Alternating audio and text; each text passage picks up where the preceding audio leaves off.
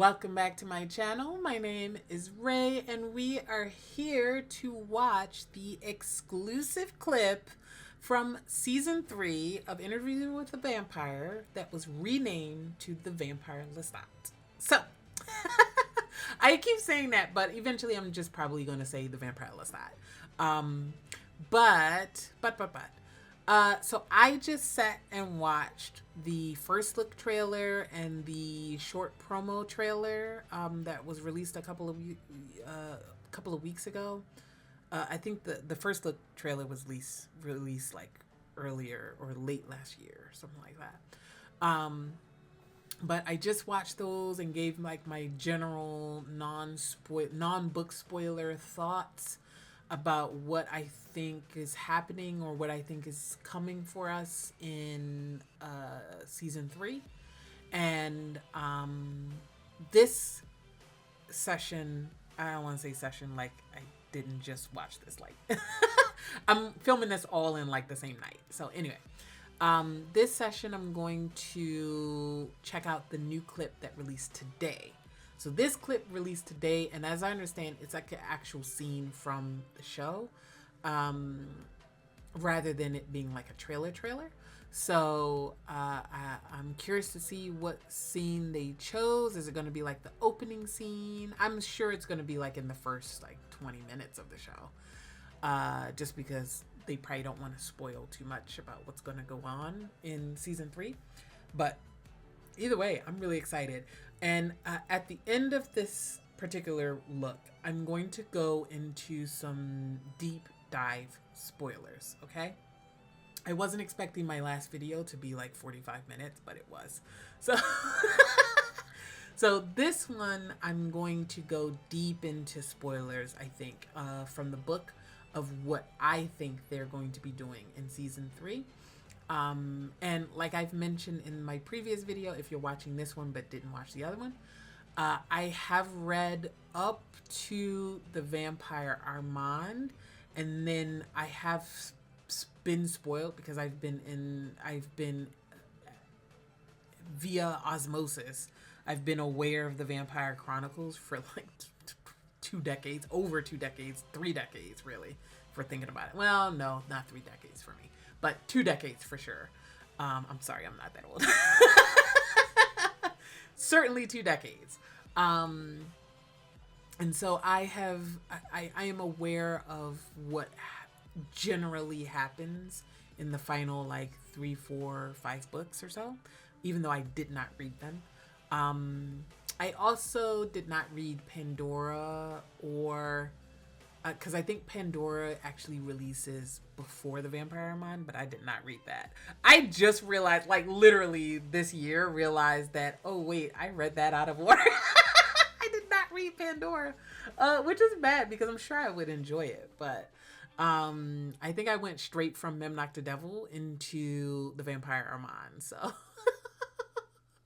and I can imagine, if you know about those stories, you can imagine why I would do that. They very much feel like a pair of books. Certainly a 1-2 punch for Armand's character. Armand is in the Mem Knocked the Devil. I got spoilers for that. Yeah, so I haven't read myself beyond that, and except for like a few excerpts from Blood and Gold, the Marius storyline, mostly centered around, I mean the excerpts that I read were mostly centered around Armand, because through this show, I'm realizing that Armand is my favorite character from the Vampire Chronicles, and he's probably my favorite character in the show too. This show has let me kind of come to grips with that. I didn't think he was, like say a year ago when I first started these reactions, but through these reactions, I'm like, damn, I remember so much about Armand and his story. Definitely he was my favorite. But anyway, we're here to watch this new clip. I'm excited to get into it, and then I'm excited to really dig into some of the spoilers, or at least what I think is going to be happening in season 3 and possibly season 4 of the Vampire Lestat. Yeah, I'm excited. So let's just get into the clip. Let's watch it. All right, let's go. You are listening to The Failures, Album 8, Side A. Failures, okay.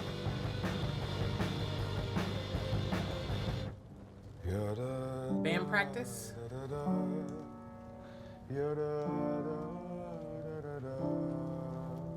this artwork, this apartment.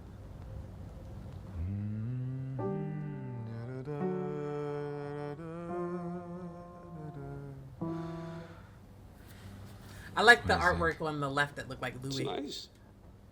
Nice. Yeah, it's nice. FaceTime. I don't see Beyonce covering it. But Not the shade. Nice is nothing.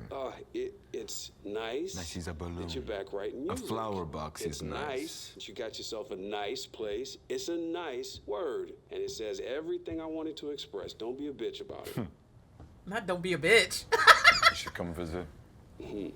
I have a space above the bed in one of the guest rooms I can't find a painting for. Oh, the guest room. You want me to come and see your guest room? It's an affluent neighborhood. Old money, Oh, this is... young professionals, a no. smattering of crise de transform, baby. Good eating. No potholes, no hurricanes, no witches. Everyone mangles French just like you do. No witches. Montreal. Oh, come to me. I am he, and he is me. Oh, so baggage he's... here. Wait, so he's living in Montreal now? Is that what I'm hearing? So he's still obviously in New Orleans, I think, right? Or no, is he in Montreal? Because he's now talking about how, oh, they speak French just like you do or something like that. But obviously in Montreal, it would be, Canadian French. So he moved from, and that's why he said Montreal, okay. Because in the end of the last season, they met up again. I don't want to say they fully reconciled, but I think they came to an understanding of each other. And it was more about them clearing up, like they said, clearing up the misunderstandings and finally being able to feel what they feel about the loss of Claudia together as a couple in a way that they hadn't been able to do for almost a century since it happened, So now they're on relatively good terms. They're able to have this Skype conversation. Sorry, is that not... No potholes, no hurricane. Why does that look like Claudia there at the bottom? I don't think it is, but it does kind of look like her. No witches.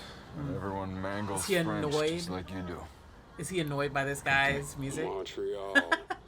I am he, and he is me. There's baggage here. Oh, I get it. Besides, there's an Olmsted Park nearby if I get homesick. And there's a garage band rehearsing across the street who call themselves, of all things, Satan. They call themselves, of all things, Satan? Satan's Night Out. Satan. Yeah, that's the band name. So this is when he is discovering about the book. Oh my God. Because at the end of the book, Louis thinks that he burned the book. So did he just, did Daniel just release the book and release like an article about the book? So probably Louis doesn't know about the book right here. Satan's Night Out? Out. Satan's Night Out. Okay, that makes sense. Louis, do you know someone called Daniel Malloy? I burned his laptop. I didn't know he had it saved in the cloud. I only found out it was coming out. I didn't know he had it saved in the cloud. Boy! Again, I say, you knew he had spent that whole season talking about how vampires hide from technology, yada, yada, yada. And, like, literally, he surprised you with the tapes, the original tapes that he says. Now, obviously, Louis doesn't know he got those from the Talamasca, or maybe he does, but either way, he thinks that he saved them to the cloud. Come on, man. You've known for a month, and you talk about me in it to Immortal? Well, No, I don't know, Louis. Oh, he's Please pissed. explain yourself. It's gonna be here and gone in a minute. No one reads anymore. Lestat, il est genre whatever. 100%. Mais Armand, il est genre mystérieux. Ouais. No, not the Armand cells. Not the Armand fans, and he's listening to it. Oh, this is bad. This is so bad. Oh, buddy. Oh, buddy. Oh, interesting books in the back. Okay, we've got a John Green. We've got Chimamanda. Ooh, Dream Count. How Fascism Works. Interesting. Retirement Plan. Bright Young Women. There.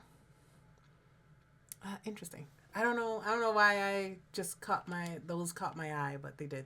Okay. Whatever. Let's go. 100%. Mais Armand, il est genre mystérieux. Ouais, il y a des layers. Sa toile au Louvre. Hey, Sorry, he's so offended. Il y a des layers. t'as-tu vu sa toile au Louvre? Have you seen his painting in the Louvre? Oh, did they go see him in the Louvre? Yeah, because he would have talked about it in the book. See, this is how the show is so different from the book. Because again, let me repeat, Armand is not there for the interview in the book, the original book. He's only there in when Louis talks about the Paris stuff, right? This is interesting. And he doesn't talk about like his past to Louis there. Like he vaguely mentions like where he came from, but he doesn't talk about like goes into detail about his, well, he doesn't really do that in the show yet too, but he doesn't talk about, you know, what happened with him and Marius like he does in the show, right? Like, and the painting in the Louvre or anything like that, that's a show invention anyway. Oh, that's funny. Il est genre mystérieux. Ouais, il y a des layers. T'as-tu vu sa toile au Louvre? Hey, toutes les boomers faisaient la file pour aller voir l'autre bonne femme avec sa resting bitch face. Moi, j'ai skippé de ça puis j'étais allée direct voir ma beta boy dans le coin de la salle. Sorry, say what is this? What is this language? All the boomers waiting in line to see resting bitch face, Mona Lisa? Is that what she's calling the Mona Lisa? Because the Mona Lisa is in the Louvre too, right? Boomers faisaient la file pour aller voir l'autre bonne femme avec sa resting bitch face. Moi, j'ai skippé de ça puis j'étais allée direct voir. I sashayed that line, went straight to my beta boy in the corner. Not calling Armand a beta boy. This is bad. Oh, Ma buddy. beta boy dans le coin de la salle. Not her taking a Je le selfie. ferais. Faut que tu lances ça. Je le pognerais. Je le mordrais. Sûr, bras. Puis je le lècherais. Oh, girl, chill. But of course, she thinks he's a Lestat, fictional character. Il aurait dû le brûler, maudit français, sur Royal Street. 100%. Complètement wild, ce livre-là. Tu veux-tu devenir membre? Il y a 10% de... No, thank you!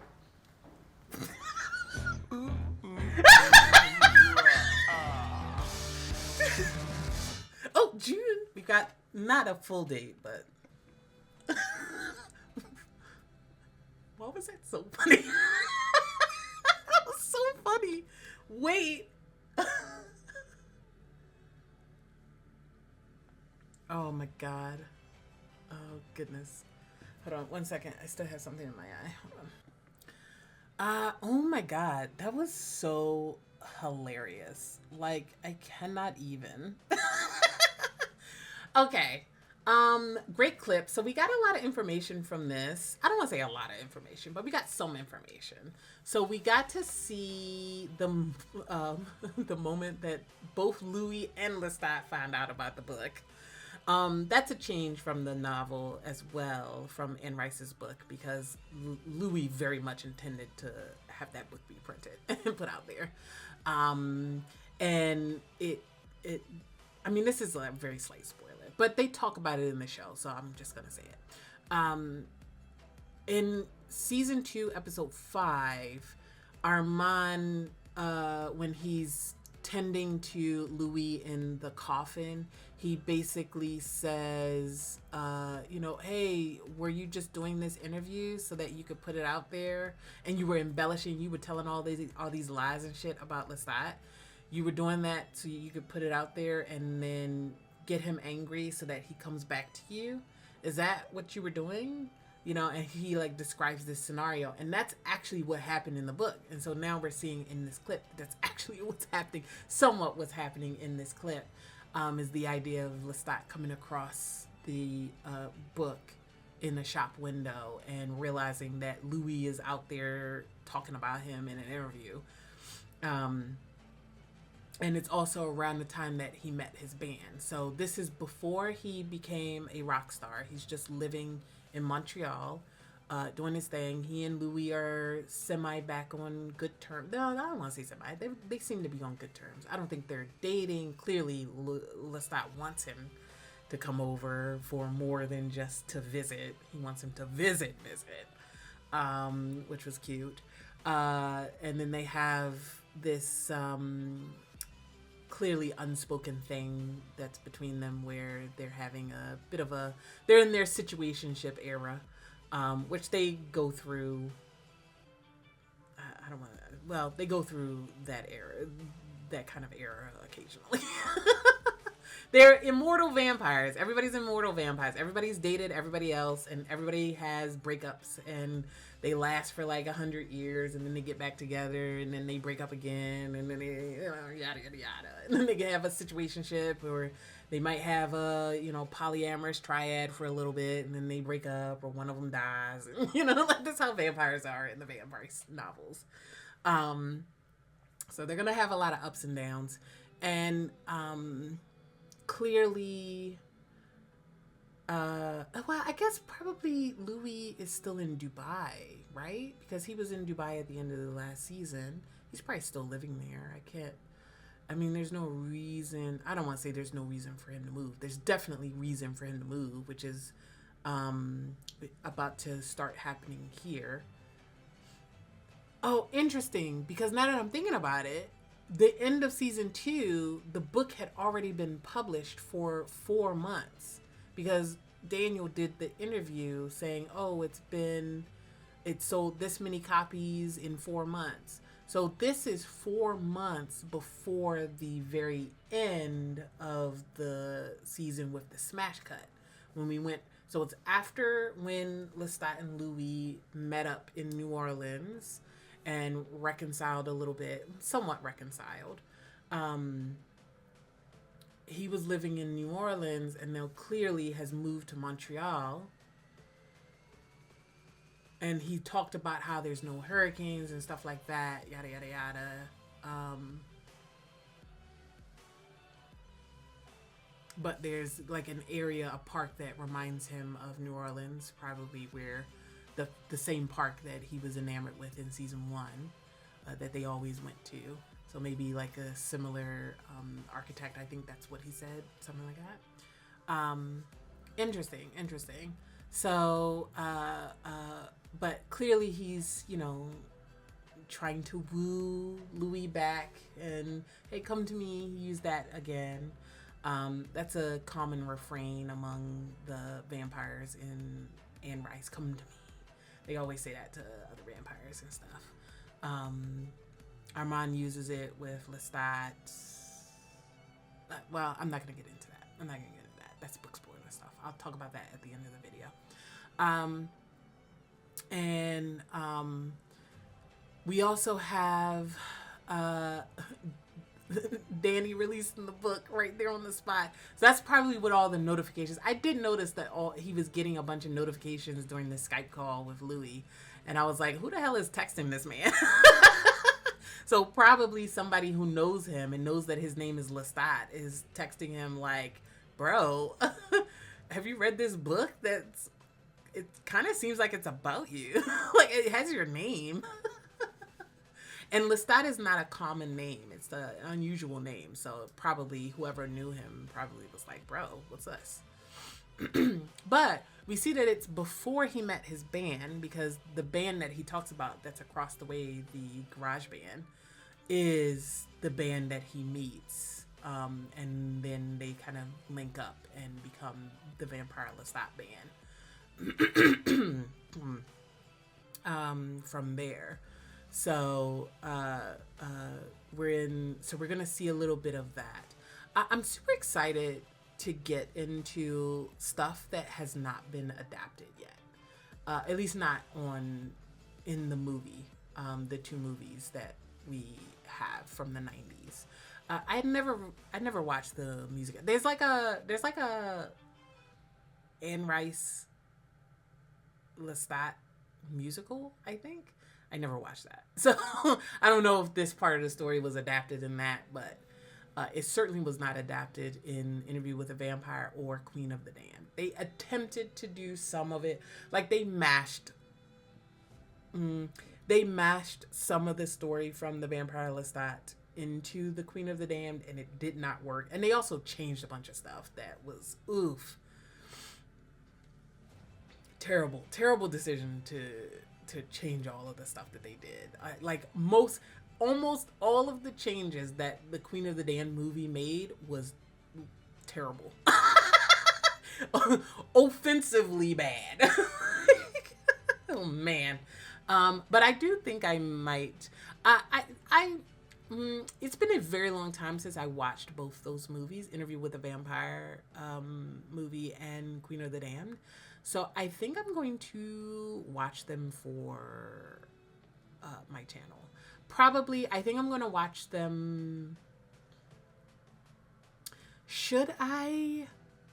Maybe I'll watch Interview with a Vampire now, before season 3 comes out, and then I'll watch Queen of the Damned after season 3. It's been a very long time since I watched either of those movies, you guys. But I might do them for the channel. Why not? I mean, obviously I've already seen them and I've read the book, so but I might go ahead, or should I just maybe I'll do it. I guess let me know down and below in the comment section if you'd be interested in me watching them. I know it's not like they're gonna spoil me on story, because I definitely remember up through Queen of the Damned, of course, books I mean. So it's not like I'm going to be spoiled or go into the Queen of the Damned or this season and be confused about yada yada yada. It's like, obviously. But anyway, back to this. So now we have this in-universe scenario where you have people who are fans of the book and fans of the characters in the book thinking that they're fictional characters. But now this is Lestat and Louis and everybody having their real stories be told in this book. Bit of a violation, actually, if we're being honest. I've talked about that, how this is it's a bit of a violation to, and then have their actual names, but then people don't believe it, but then some of them do, and then vampires are out there reading it. It's a messy situation, this interview. Clearly, Lestat is feeling some kind of way about it. And then you have this weird meta-textual situation where you have fangirling happening. And they're like, she's like a Lestat auntie. An Armand fan. Oh, buddy. And he is so offended. And it's kind of crazy because if they kept even some of what happened in the first 2 seasons in that book, I say that as if I am not the biggest Armand fan. I was about to say, it's kind of crazy to be an Armand fan, but I'm like, in my mind, I was thinking, oh, but in this world, he's a real person. But she doesn't think that. She just thinks he's a character. So it would be completely understandable why people would still be fans of him, even though he did some heinous shit. Because I'm still a fan of him, even though he did some heinous shit. And we haven't even gotten into some of the worst heinous shit he's done. I know that's crazy to say after watching the first 2 seasons, but I'm gonna tell you guys, he gets worse before he gets better. I love Armand.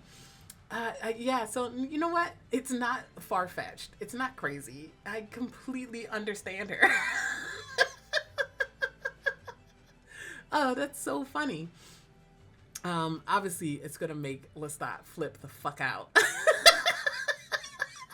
I can't wait until we get into their rivalry. It's gonna be so fucking good.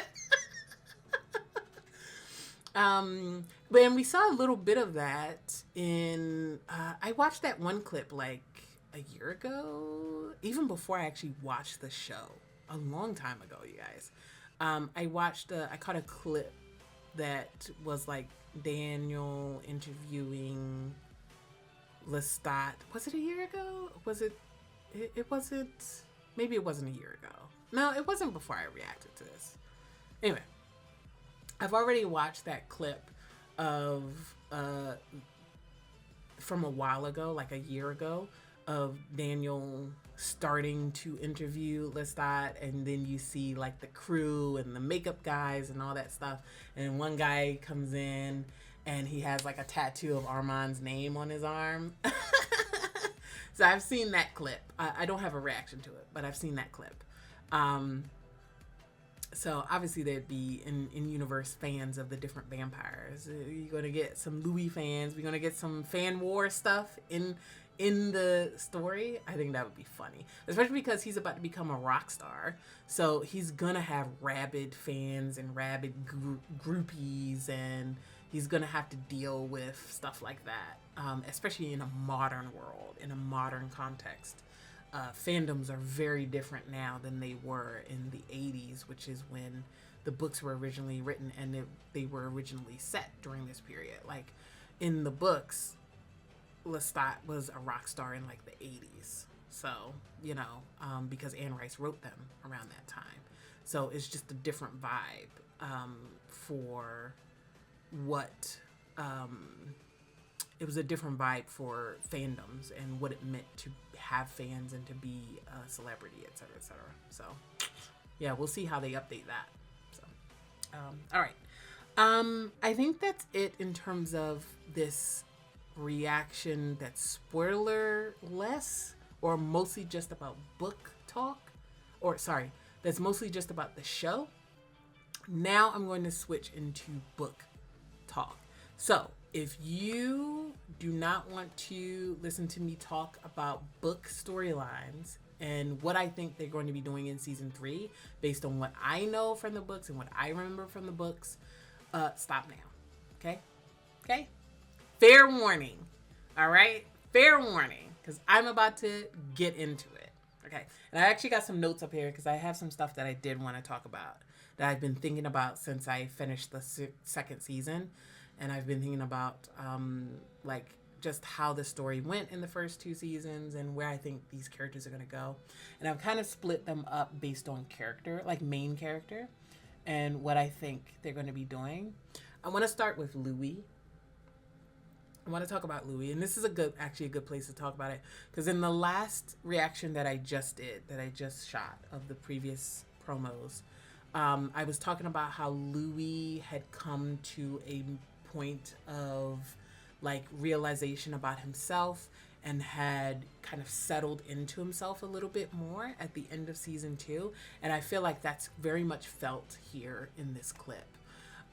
He has grown, he has changed, he's different, and his experiences have shaped him into, I think, a more confident person.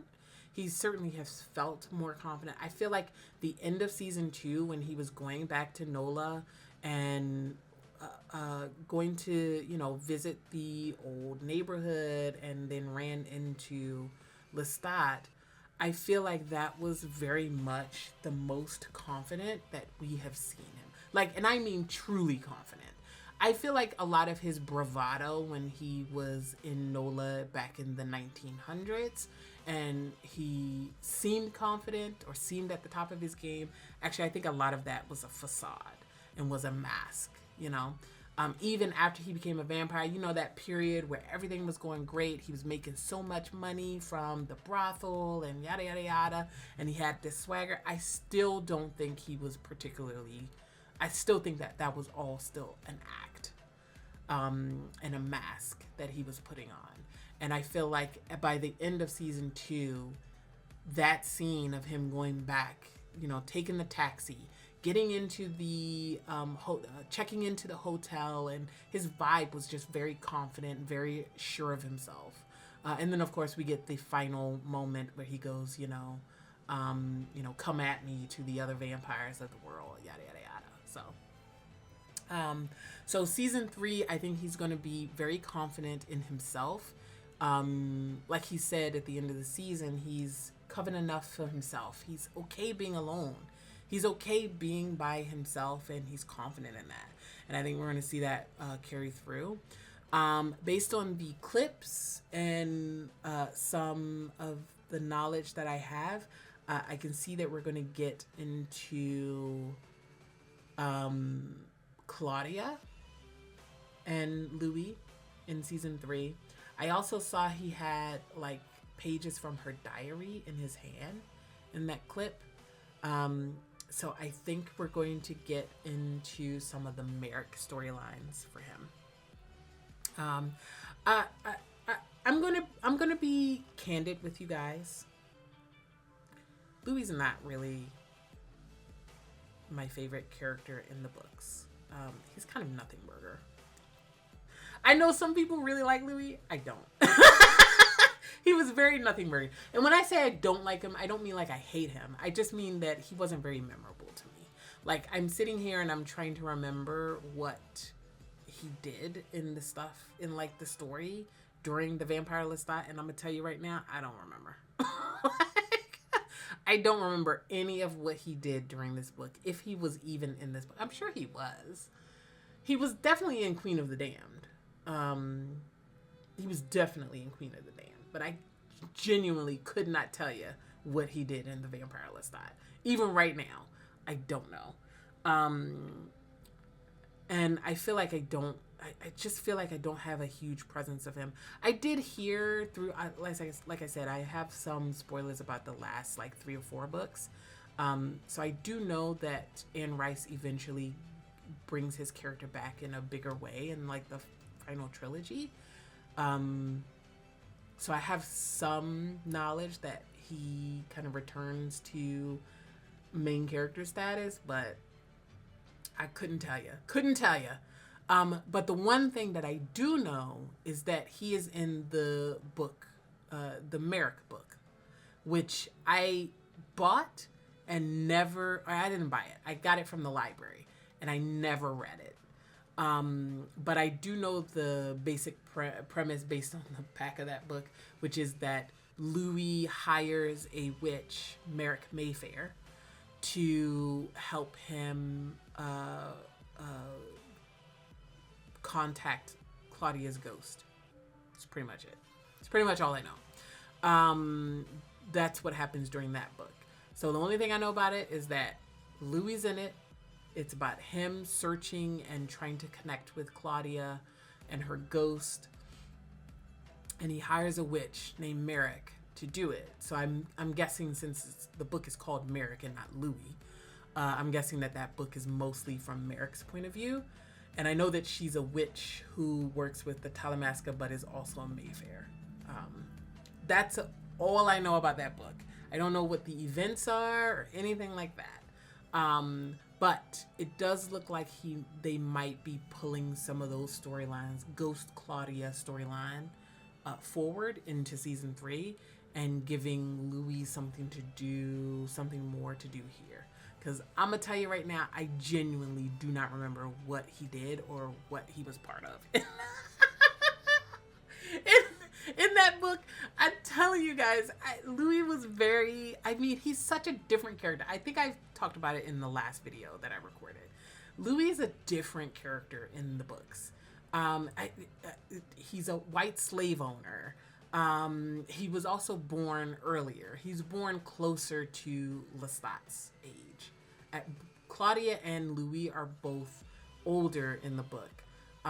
Still not as old as Lestat. I think they had like maybe 20, 30 years. I think in the first season when I was talking about it, I think I had miscalculated and said they were like 60 years apart in the book, but no, I think it's actually even closer. I think it's like 20 or 30 within their lifetime, because Lestat's dad was still alive in the book. So certainly within their lifetime. And so his character is just very different in the book. And he wasn't the kind of character that drew me in. Let's just say that. Let's say that. Your mileage may vary on whether or not he, was engaging. And I'm sure he has his fans. Book Louis has his fans. Any affection that I have for this character is purely because of Jacob. Purely because of the show version of him. Show Louis is great. I love Show Louis. Book Louis, fucking hell. Couldn't tell you a thing about him. So I'm thinking that they're going to pull the Merrick storyline in. I don't remember any other storylines that he had. I'm telling you right now, I just remember Louis from the interview with the vampire, and I know that at Queen of the Damned, and I know that at some point he has this thing with Claudia's ghost and the Merrick witch. And then what else? Oh, and I know that at some point later on, he and Doc Fareed are doing like some medical stuff or something. That's stuff that's in books that I haven't read, so I don't know what they're doing, but it's him and Doc Fareed that we met in season 2. No, we met him in season 1. I know that they have some kind of storyline together with each other. Not dating or anything, like they have a storyline, like a subplot together. Oh yeah, and don't I was gonna say, don't he and Armand move in together again eventually? But it's like a coven thing, because Armand's one thing Armand gonna do is form a coven.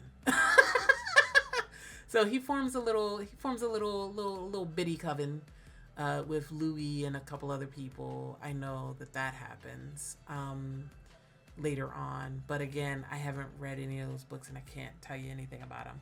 So if he has other storylines, if Louis has other storylines that they can pull forward, I mean, great, but I don't know them. So I'll be surprised by whatever they do in this season. I could see from the trailer that from the last trailer that Bruce is going to be in this season. So Bruce, interestingly, is also from the books. I feel like he was in Queen of the Damned. Was he in the Vampire Lestat or Queen of the Damned? But Claudia in season 1, when she met Bruce, was like, "Oh, your name, Bruce? You don't seem like a Bruce or whatever." And then she called him a killer, right? Like, you seem like a killer. There is a character in the books called Killer who has his own little mini coven.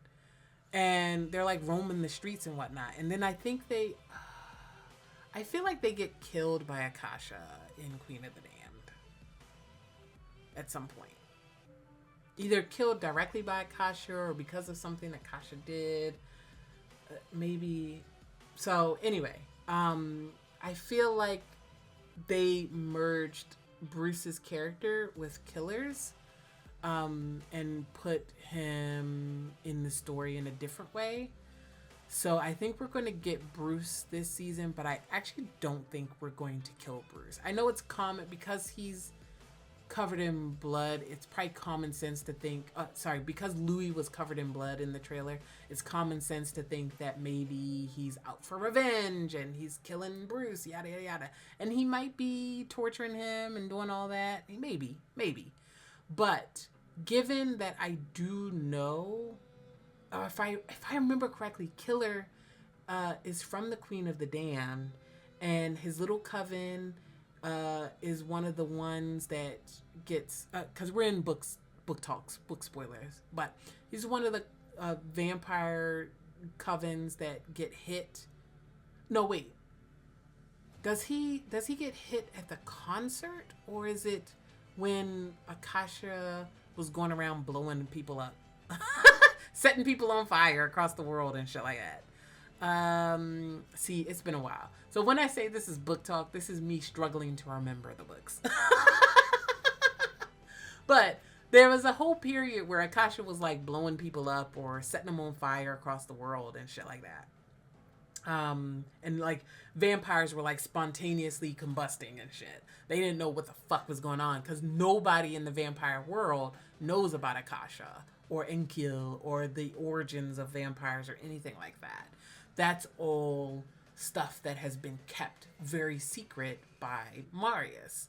And so it's like suddenly out of nowhere, crazy shit just starts happening to the vampires of the world, and nobody knows what the fuck is going on. And then Queen of the Damned is when they all have like this big confab where they try to figure out, hey, what's going on? And then the most ancient vampires come and tell their stories and talk about what the hell happened, 6,000 years ago, or 8,000? 8,000 years ago when Akasha was born. Or, well, when she was born, I guess, too. But, like, when she became a vampire, the first vampire. So that's how Queen of the Damned happened. They have, like, this big old confab. But a whole bunch of stuff happens to lead up to the confab with all the vampires at Maharet's compound, right?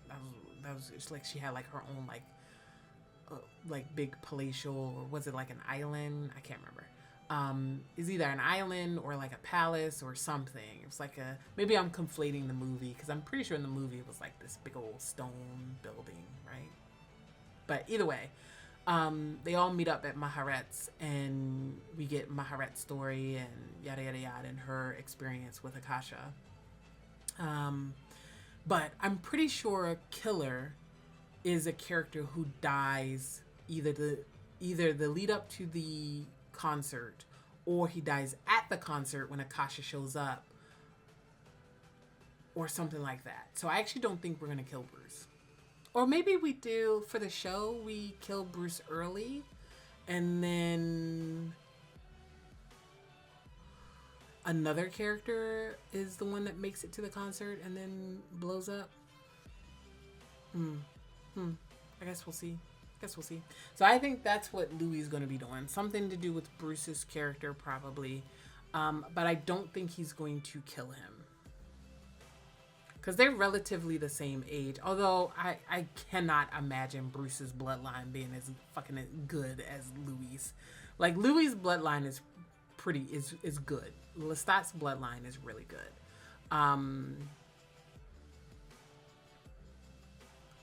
Yeah, his bloodline is good. And so I cannot imagine. Also, actually, I just thought about that. Also, Lestat makes Louis after he first met Akasha. Because in season 1, he already knew about those who must be kept. Because they shifted. Have I talked about this during the reactions? Maybe I haven't. I haven't talked about power scaling and maker fledgling stuff too much. I think I talked about it a little bit in like season 2.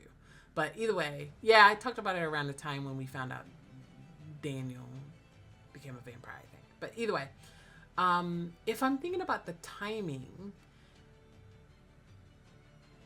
Lestat would have met Akasha in the period between after he met Armand. Obviously, in the books, this is how it went too. After he met Armand, but before he met Louis. But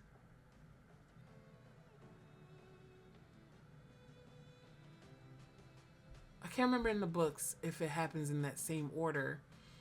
But I'm pretty sure it happens in the similar. What happens? Yeah, he met Armand. Armand told him about Marius. He went to go try and find Marius, but what I'm trying to remember is, did he turn Louis before that? Or did he go to try and find Marius after the tower fall? I can't remember the order of that. See, this is why me trying to remember 15 to 20 years ago when I first read these books, I'm going to get some shit wrong. But I don't think in the book he had drunk from Akasha yet before he made Louis and Claudia. I think it was after he went slumbering. He went slumbering in the dirt a few times in the books. And I think it was after that. Yeah. But either way, what I meant to say is that Bruce's bloodline cannot possibly be as elite as Louis, because Louis was made from Lestat. Lestat was made from Magnus. Magnus was made from Benedict.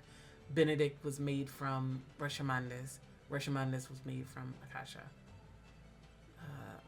Actually, it's like what, 6 away from Akasha, but it's a good bloodline. And Lestat, and I think even Rashomandis. I don't know much about Rashomandis, so I don't know his history. I just know that he is in there because I've looked up. I mean, come on, I love a bit of lore, so I've looked up lineages about the Vampire Chronicles before this, before the show, before everything, because I love looking that kind of stuff up. But I don't know much about Rashomandis, so I don't know if he's ever drunk from Akasha. But I'm pretty sure. No, actually, I don't know. They weren't No, that's Armand's bloodline.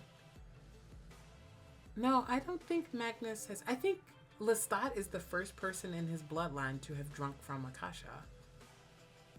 No, but maybe Rashomandis has, but I don't think. Certainly not fucking Magnus. Magnus definitely never drank from Akasha.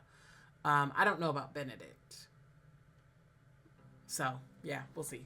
But anyway, what I meant is that his bloodline is much better. So he's probably much, even though I think he and Bruce were made around the same time in the show, Louis is probably much stronger. Yeah, for sure. So that's what I think that's going to be happening. I cannot believe that I'm only on Louis. I haven't even gotten to Lestat, Daniel, or Armand, or any of the other stuff that I was going to talk about today. So let's move on to Lestat, because we started talking about Akasha and Marius and stuff anyway. So Lestat. What do I think Lestat's storyline is going to be? This is going to be the season of Lestat, right? So we're going to be heavy focus on Lestat, his whole backstory, everything. And his present day as well. Obviously, we know from all these promos, we're going to get a lot of the band stuff, but I'm sure they're hiding all the stuff from the history, because that's where all the spoilery stuff is going to be happening. So his backstory, we were teased with it in season 1 when he told us about it. And even though Claudia didn't believe him and Louis doesn't know what he believes, but that shit was true. What he said was true. I mentioned it in that reaction when he talked about it, but what he said was absolutely what happened. Or certainly what was described later on in the Vampire Lestat, this book. Well, yeah, I think it's pretty much the same. I'm sure there's differences for the show, but still, mostly they're the same. And so we're going to be getting Wolf Killer. We're going to be getting his childhood with his parents. Oof. I'm curious to see how show-only viewers are going to react to his childhood, because it is messy, especially the Gabby of it all. Gabriella, I did see that they changed her name to Gabriella instead of Gabrielle, because Gabrielle is the French version and Gabriella is the Italian, because Lestat is half Italian. His mom is Italian. His mom is not French. His mom was Italian, and she was married off to a lord in France. And there's like a whole arc with her and Lestat when he was young, and how, her hatred of this whole experience of being essentially married off, essentially sold, because this was the 1700s. She didn't have any, any say in any of that. I mean, she was so young. And then now she has all these kids by this man that she doesn't want to fucking be married to. And so she's very kind of cold and detached from her children and from her family. but she also like weirdly attaches herself. She's detached from them emotionally, but she also is very dependent emotionally on Lestat. And so it creates this weird, like, psychosexual, kind of fully, if you really think about it, emotionally taxing and abusive situation between her and Lestat that very much gets incestuous real quick, and continues even after she becomes a vampire. So I'm sure we're going to see all of that. I mean, can Anne Rice make a familial relationship that isn't at least a little bit incestuous? I don't think she can. I don't think it's in her. I don't think it's in her to create a clean family. All of the families that she creates are incestuous. Even Louis, Lestat, and Claudia is very incestuous. Ignoring the fact that vampirism is inherently sexual, or not sexual in the books, because it's not. It's very much not sexual, but it is sensual. It is like romantic, inherently romantic in the books, and so there's some uncomfortable vibes, let's say, between those three in the first book, especially between Louis and Claudia. But yikes. So we have that. We have the Gabby of it all. I don't know if we're gonna get like the headcanon that I know a lot of people have, that she's like non-binary or transmasc. I mean, I think it would be cool, but I don't know if we're gonna get that. We'll have to see how they decide to approach it. I think that's certainly a way to read it. It's certainly a way to read it, because she doesn't consider, just like, you know how they had this common phrase in the first couple of seasons where it's like, once you become a vampire, you're not a man anymore. And they use that in two different ways, right? Like, it wasn't just about not being a human anymore. It also is about being freed from the expectations and the restrictions of what it means to be human and what it means to be a man. Especially for Louis. Louis found some liberation in becoming a vampire because he wasn't a man anymore, and he wasn't a black man anymore. He was a black vampire. And with that came different allowances for himself that allowed him to buck against the racist society that oppressed him in NOLA, and the concept of being other, and that being liberation also applies to Gabby, who wants to free herself from this patriarchal system that essentially sold her off to be married against her will. So, and then therefore any intimate interaction she has after that with her husband is immediately sexual assault because of that. Like, and just a really terrible, dark situation for Gabby. And so becoming a vampire, which she eventually does because Lestat turns her, allows her that freedom. And so she, like, takes off her dress and the clothing that she's expected to wear. And she puts on her victim's clothes, and it's a man's clothes. And she tries to cut her hair, and she has this whole experience of, like, rejecting femininity and rejecting concepts of womanhood for somebody in the 18th century. But I don't know how this show is going to play that, is going to portray that. Some people headcanon it as her being transmasc, and that's her being transmasc forever and ever. Some people headcanon it as just, a temporary thing that she did just to escape the bonds of the patriarchy at the time. And I could see both those things being true, because oftentimes that's also an aspect of being, queer, genderqueer, transmasc, being able to live your true self outside of what society tells you should be, right? What a patriarchal society tells you should be. So, I could see them doing something interesting with that, but we'll have to see. So, what else is happening with Lestat? We're also going to be seeing Nicki. So we've gotten glimpses of Nicki in season 2. We've had discussion of Nicki in season 1, I'm going to keep it a buck. I don't remember much about Nicki himself. I just mostly remember him in relation to Lestat and Armand. Like, he's another character that I don't want to say nothing burger, but yeah, kind of nothing burger for me. I don't remember much about him. Other than he played the violin, he's a musician, and he was dating Lestat. I remember more about him.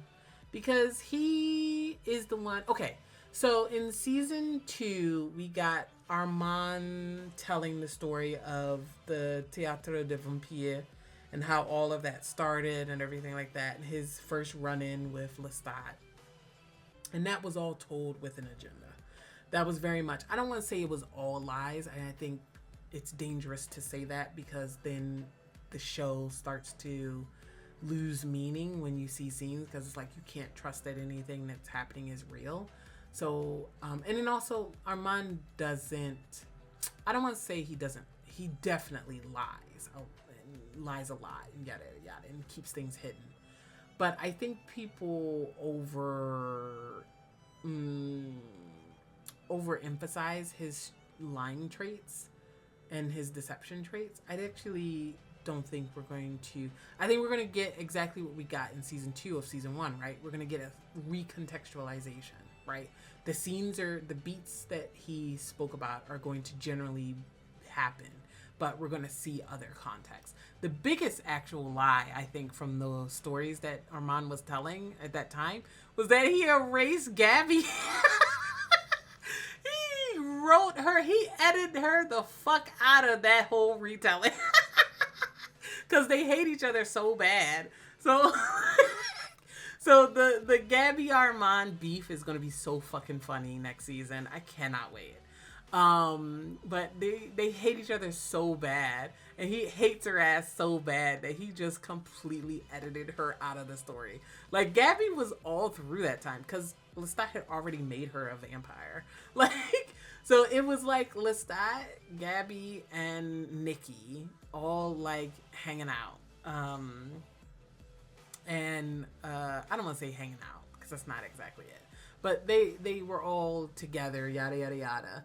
And Gabby was with him when, because Gabby was his first vampire, was Lestat's first vampire, if I remember correctly, his first fledgling. His first person he ever turned was his mom, and that was because she was dying, if I remember correctly. And so he used vampirism to cure her and keep her from dying. And she immediately was like, oh, I don't want to do this mom shit. I'm no longer your mom. I'm no longer a woman. I'm no longer this, man's wife, yada, yada, yada. And so they tried to together find, I'm pretty sure they tried to find other vampires and then wanted to know at least some more about their origins. And so when they end up in Paris, I mean, they were already in Paris, but when they end up coming across Armand's radar and the cult's radar at the time, Gabby was all part of that. Like the catacombs underneath L'Enfant, I think that's what it was called, L'Enfant, something like that. And all of that, Gabby was there. So Armand edited her the fuck out of there. He also recontextualized. It's so funny when you rewatch those scenes because you can see the parts where Armand probably was telling generally the truth, and then parts where he obviously was trying to rewrite it to make himself the victim. But he also wasn't. He didn't try to make himself completely innocent. Like, there's some stuff that he kept, oddly, interestingly. Like, he kept the fact that he was stalking Lestat, and that every time Lestat rejected him, he started to get more and more obsessed. Like, why did he keep that in this story?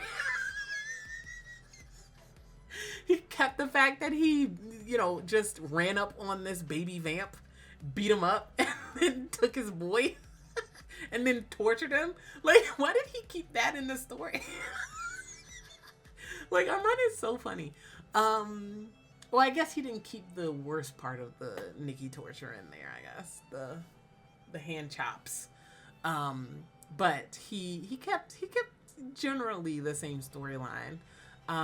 But one thing that he didn't get again is that Gabby was there for all of that. Didn't he run up on him? Didn't he run up on Gabby and Lestat in the streets when they had the fight? I can't remember. But so I'm curious to see how they're going to redo those scenes, because the show again is very different. I think my biggest question mark is, are they going to keep the concept of Lestat and Armand being exes? I love that shit. I'm a huge, just FYI, Lesmand is my second favorite ship of the Vampire Chronicles. My favorite ship is Devil's Minion, but second favorite is Lesmand. Actually, there's an argument to be made for me that maybe Lesmand might be my favorite ship, but it depends on the day, I guess. You know, live with whimsy. But Lesmand is a really great ship in the books. Like, they are a fun pairing throughout, at least as far up to I got the Vampire Armand.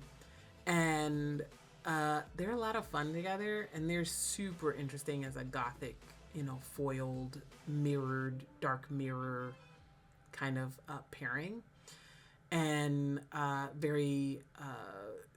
very much connected. They very much have like a twin flames kind of dynamic throughout. At least, like, again, at least as far up as I got, which is up to the Vampire Armand.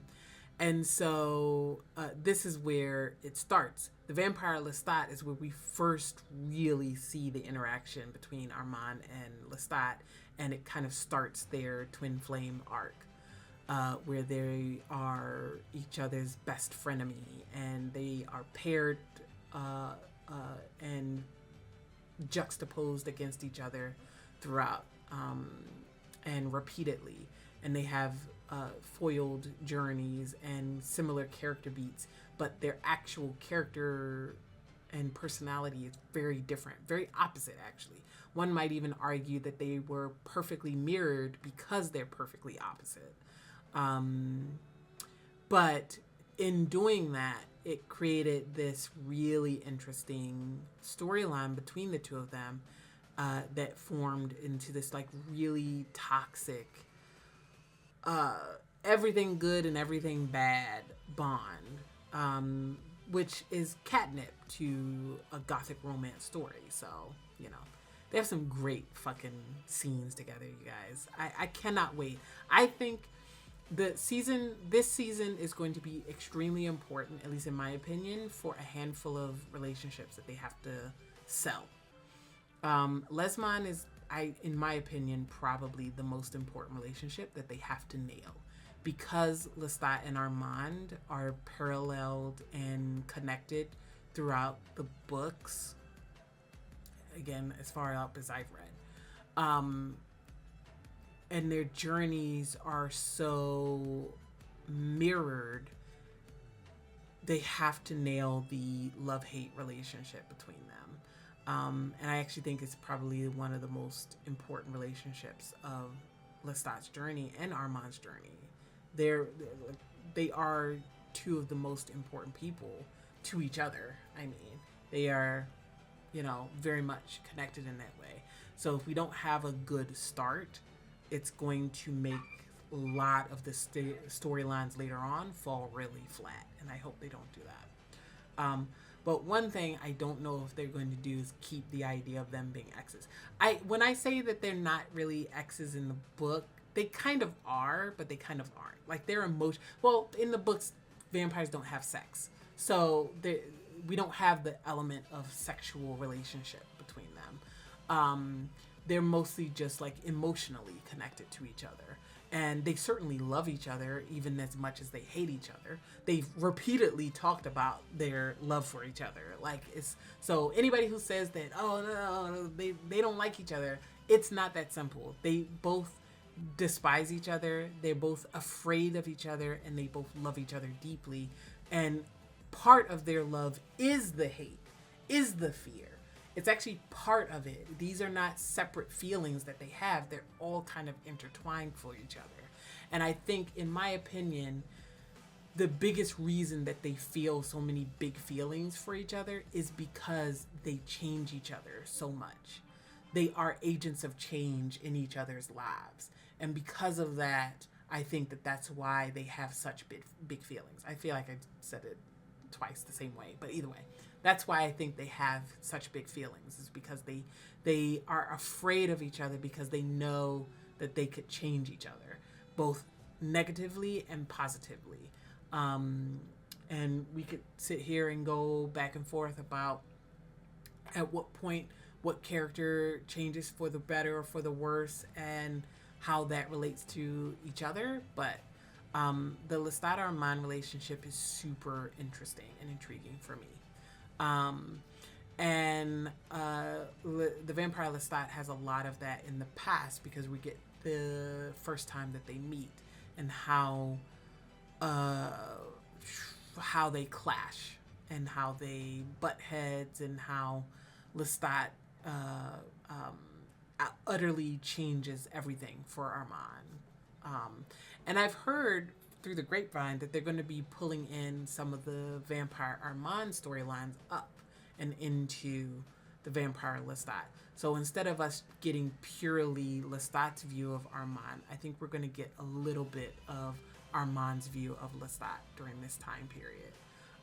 So I'm interested to see how they adapt that part. Yeah, we'll see. It's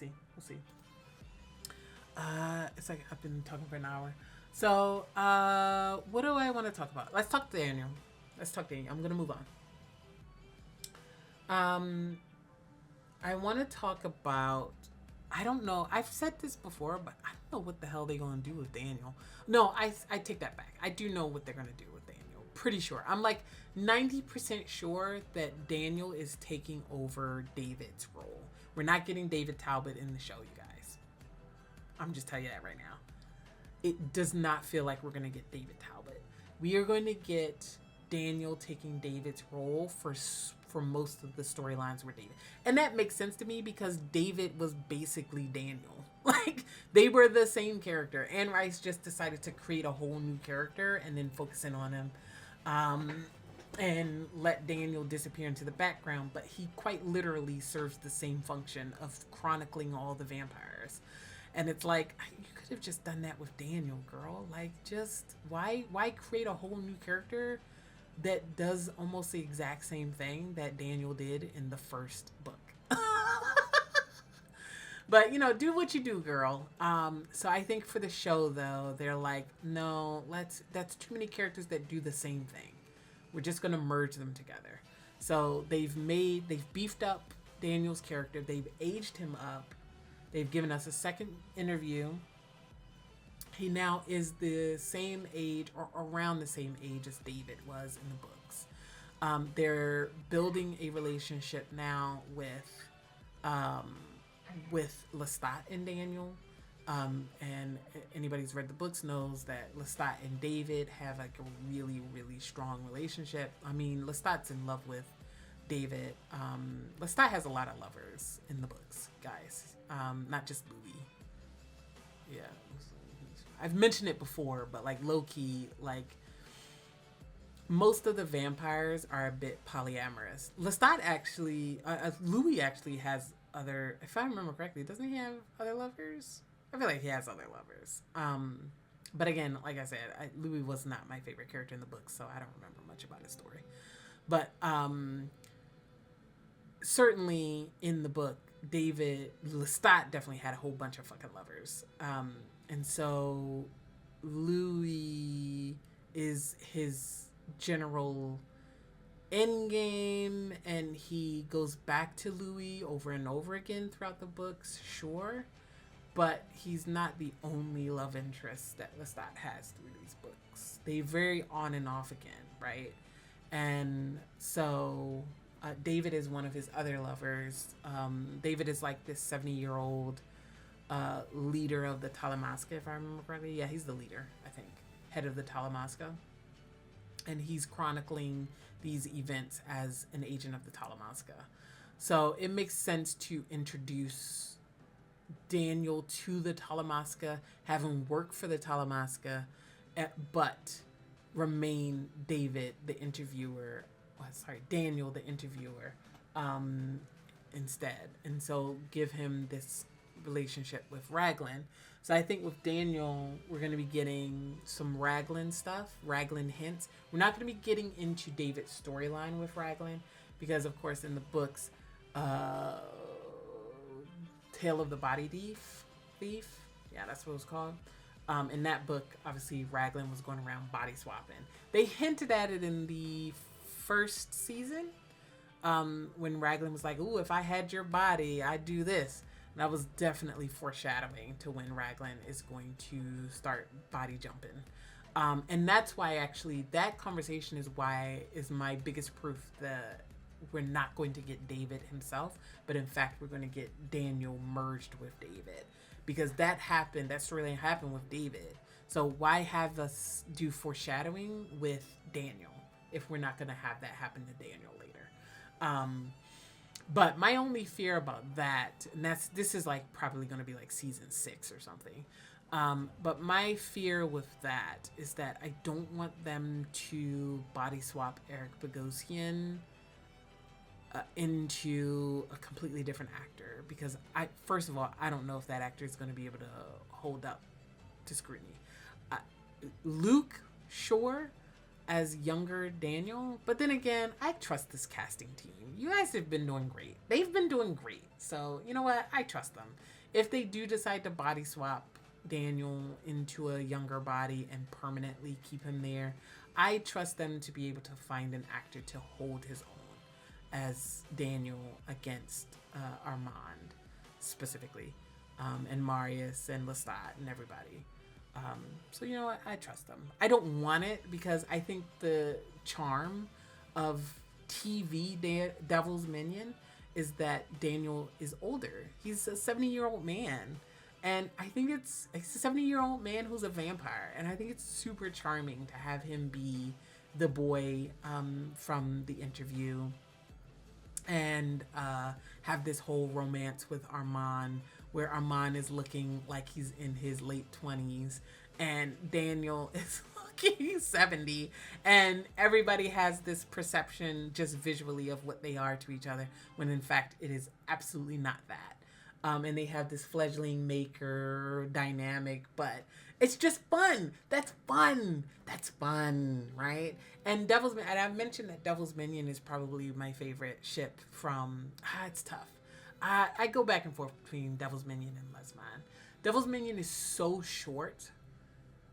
It's so fun, but it's so short. I don't want to say it's so fun because it's actually quite harrowing at certain points and very but it's gothic romance. We know what we signed up for in a gothic romance. So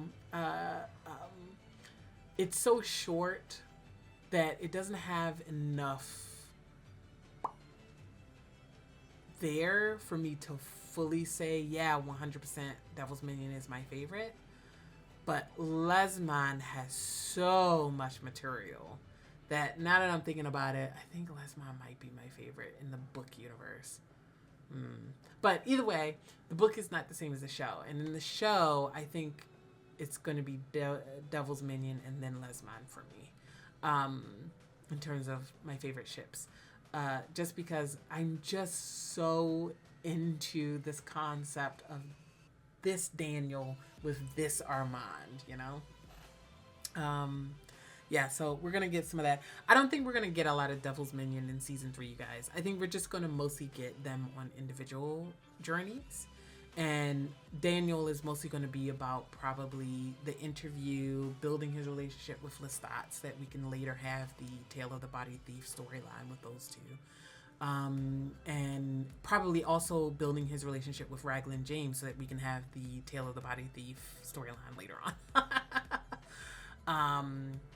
And we're also going to be, I think, probably getting, into the Talamasca of it all. Maybe we'll get a little bit more about his family that he, is estranged from. now that he's a vampire and he's all over the news because he wrote this super popular book. So I can see that bringing back his family. See, in the books, he doesn't have a family. Like, he's never been married. And first of all, in the books, he's like in his 20s to 30s because it spans like 10 years. So he is, and he becomes a vampire at like 30, early 30s, something like that. So he doesn't have a family. He doesn't have daughters. He doesn't have ex-wives or whatever. That's all show invention, which means they could do anything with that. Like, you could do anything with that. So if they want to, they could bring that forward or bring that into the season for Daniel as a separate storyline for him. And then I think Armand is going to have his own storyline as he wrestles with who he is after losing everything from Dubai, and not having anything will cause him probably to spiral quite a bit. And now he also he just lost everything with Louis. He doesn't have anything anymore with Lestat, and he just I don't want to say impulsively because we don't know the whole story, but seemingly, as far as we know so far, impulsively decided to make Daniel into a vampire. So now he has a fledgling out there, even though he vowed for over 500 years to never make a fledgling, and he kept that vow. So now he has a fledgling, he has to deal with that. So he's going to be having, I think the most Devil's Minion we're going to get in that season is, in this next season, is just going to be them getting used to their fledgling maker bond. And probably some light stalking from Armand. I think he's going to be stalking a little bit. I think Daniel's going to think that Armand abandoned him, but Armand is actually following him. I think that's what's going to be happening. They're going to reveal that actually he's just been watching him from the shadows like a creep.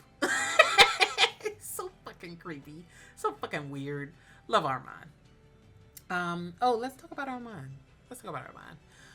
We have a lot to cover with Armand because we have to do the historical Armand, his worst self, his most gremlin self, him when he first met Lestat. Oof. He's gonna do some crazy shit, you guys. He's so evil. Like, listen, people think they know how evil Armand is. He's evil. He's hella evil, especially during that period. He gets better, but during that period, he's hella evil. We're going to see him at his worst. I think we're going to see him at some of his most evil, most chaotic self in this next season. And it's going to be some of his rock bottom. I think we're going to see Armand hit absolute rock bottom next season. I think the only thing that could be lower than what we're going to probably see next season is everything that happens in Minmok. And I guess there's an argument that that wasn't him really hitting rock bottom either. I think it was him hitting rock bottom psychologically and emotionally and religiously. But I think that next season is going to be kind of the biggest one that we've seen so far. Him getting hit into a wall by Louis is not his rock bottom. I'm so sorry to say that. But it's like a blip on the radar. He just lost his safety that he was trying to build, this life that he was trying to build, his purpose. But I think we're not going to see full rock bottom until next season when we get more into his relationship with Lestat. And I don't know. We have to get Night Island though, right? Because he has to buy Night Island before the events of Queen of the Damned. So that's why I'm like of two minds, right? I think we're going to get Devil's Minion, but only in the sense that they're going to be flirting with each other, and we might end the season with them deciding to date, right? I think maybe that's the kind of Devil's Minion we're gonna get. We're gonna get the end of the season them deciding to date, and then in Queen of the Damned, once we cover that, we'll get to them actually dating. But we gotta get Night Island. Well, I guess, okay, this might be a good time to talk about what do we think they're going to adapt from this book. Because this book, I think there's two ways that you can approach it. You can approach it straight, or I think what they're going to do, and what I would recommend that they do, is I think they should cut out almost entirely all this dumb shit from Marius. I don't want to say cut it out completely, but I think they should move that to season 4. I think like a good third of this fucking book is just Marius talking about himself. God, we don't need most of that. I think they should move all of that to season 4, which is when we're going to get build up to Queen of the Damned. And I think this season 3, should focus almost entirely on Lestat and his past and his present and his where his future is clearly going to go at the end, right? And I think most of the only thing about Marius that needs to be kept is the fact that Lestat stayed with him and drank from Akasha's blood. Akasha's statue, whatever we want to call her frozen form. I think that's all we need.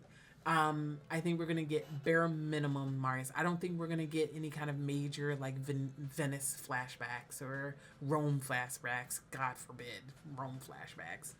I think we're going to at most just get him talking lightly about that and his experience and about Armand. But I think we're not going to get full on flashbacks of that. I think most of that needs to go. We're not going to get him telling the full... we're not going to see him telling the full story of Akasha or anything like that. I don't think we have time for that. So I personally think that they should move almost all of the Marius stuff over.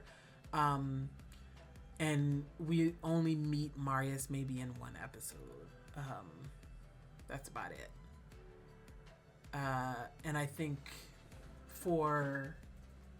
and then that'll give us a little bit more space to do the France stuff with Lestat, his past, his history, the stuff with Nicki.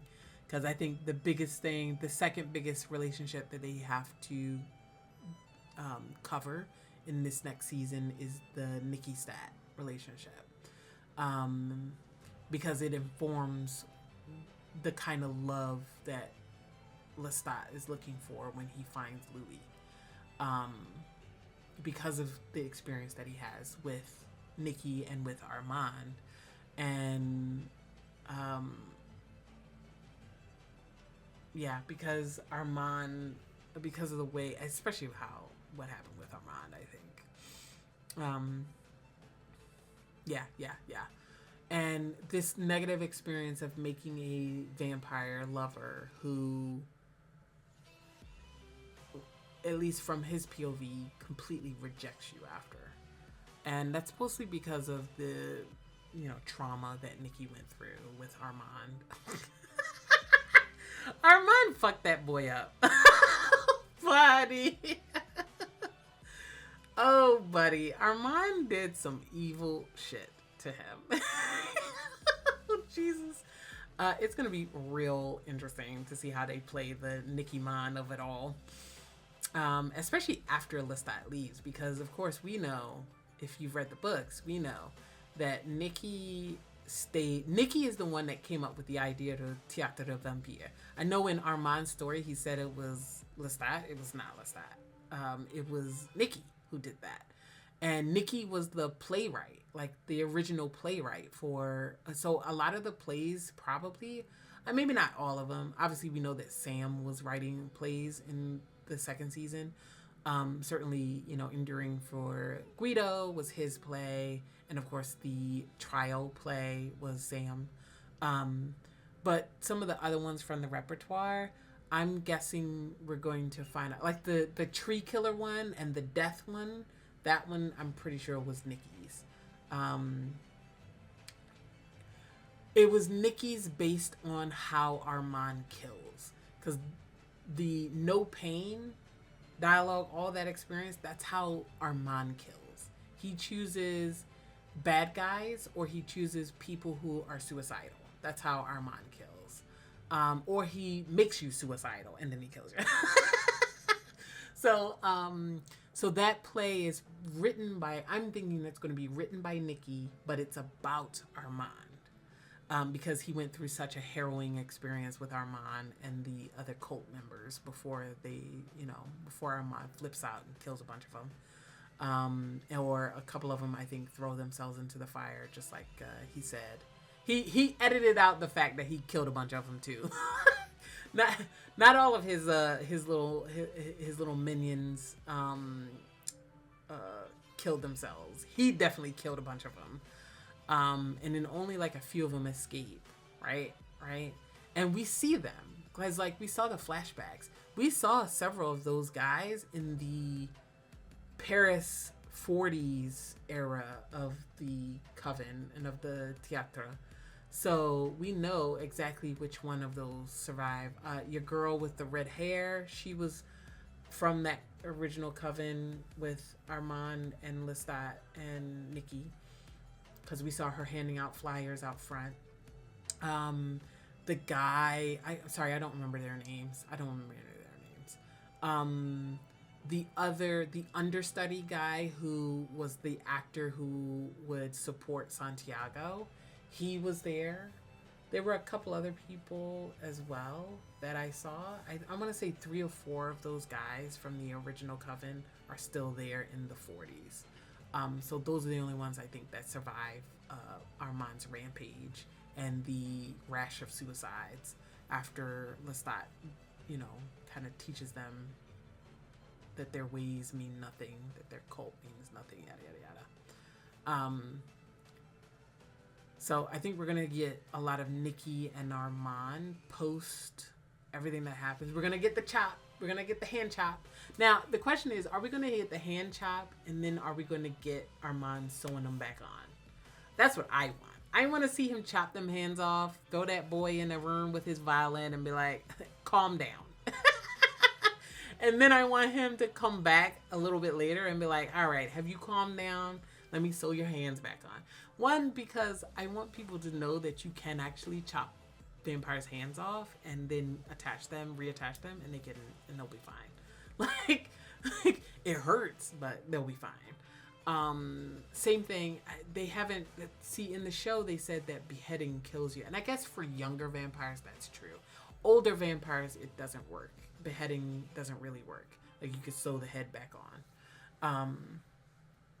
But chopping off the hands might be the lead up to that, because that's what happened. Isn't that what happened with Akasha? Don't they eventually like chop her head off and then eat her brains or something and eat her heart? In Queen of the Damned, that's how that ends, right? Anyway, I'm curious to see what they keep of the Nickimand of it all, especially after Lestat leaves, because Lestat does all of this. Armand is doing all kinds of fucked up shit to Lestat and to Gabby and to Nicki, like really crazy shit, really obsessive because he wants to be with Lestat. He wants to go with Lestat. He wants Lestat to take him away from here and be his companion, and he'll even accept, even though he hates Gabby's guts and he tries to make Lestat kill her, he wants to be with Lestat so bad that he's even willing to keep Gabby around and be a throuple or whatever the hell, because Lestat and Gabby have some kind of weird psychosexual incestuous thing going on. So he's like, oh, fine, well, I'll withstand Gabby if you both take me with you. And of course they, smelled the crazy on him. And so decided, nah, you're a little bit too crazy. We kind of crazy, but you a little bit too crazy. And so they rejected taking him with them when they were going to leave. And so that's when he flips out, if I remember correctly. That's when he flips out and then attacks Lestat and assaults him. I guess Vamp assaults him, bites him without his consent. And also like mind fucks him. I actually think that for Lestat, that was actually the thing that freaked him out the most, because it was such a violation of his mind, and his sense of self, and Lestat's sense of self is very important to him. So I feel like that was the thing that actually freaked him out the most about Armand. more than the bite itself, me personally. That's just how I read it. And after that, you know, Lestat beats him up and then takes him back to the theater and then leaves the theater to him and then says, hey, take care of Nicki. Crazy. This man just did all of that to you and Nicki and your mom. And then you go, well, he's really cute though. So telling you guys, Lestat and Armand is so fucking fun together. He's like, no, but he's kind of really pitiful and he's really pretty and cute. And don't they take him home and like clean him up, and Gabby like cleans him up, helps clean him up too, and like they like do his hair and stuff. It's like a whole thing. They give him like a whole Pretty Woman makeover. And then they give him the theater and they say, take care of Nicki. And I'm curious to see how much are we going to see after that point, because we only get that in like letters in the book. And so, one, we can't trust that. Two, we also we can't trust that that's real or that's true. But either way, we don't actually see on the page what happens with Nicki. We just told that he died and how he died. So I'm curious to see if they're going to show us like the actual relationship between Armand and Nicki after Lestat leaves and they're stuck in the theater together, even though they are kind of enemies. Or let me rephrase that. They are some kind of, you know, evil overlord, coven leader, and his victim. Because that's definitely what Nicki is. Nicki is 100% this man's victim. But Lestat definitely leaves Nicki with him, and then he dies. And I was like, oh, does he kill himself? Or, yeah, he walked into the sun. Yeah, something like that. I was trying to remember all throughout season 1 and 2 what happened with Nicki, but I remember him killing himself. I feel like he killed himself, but like Armand helped or something, or like made it part of a ceremony or something like that, like one of his Sabbaths or whatever. And certainly we had that moment at the end of season 2 where Lestat essentially says that, oh, Nicki killed himself. And then Lestat goes and looks at Armand and he goes, well, with a little help. So I'm pretty sure it was like assisted suicide or something something like that. So I'm curious if we're going to get into that. I know we are, because this is the only book in which we can cover that.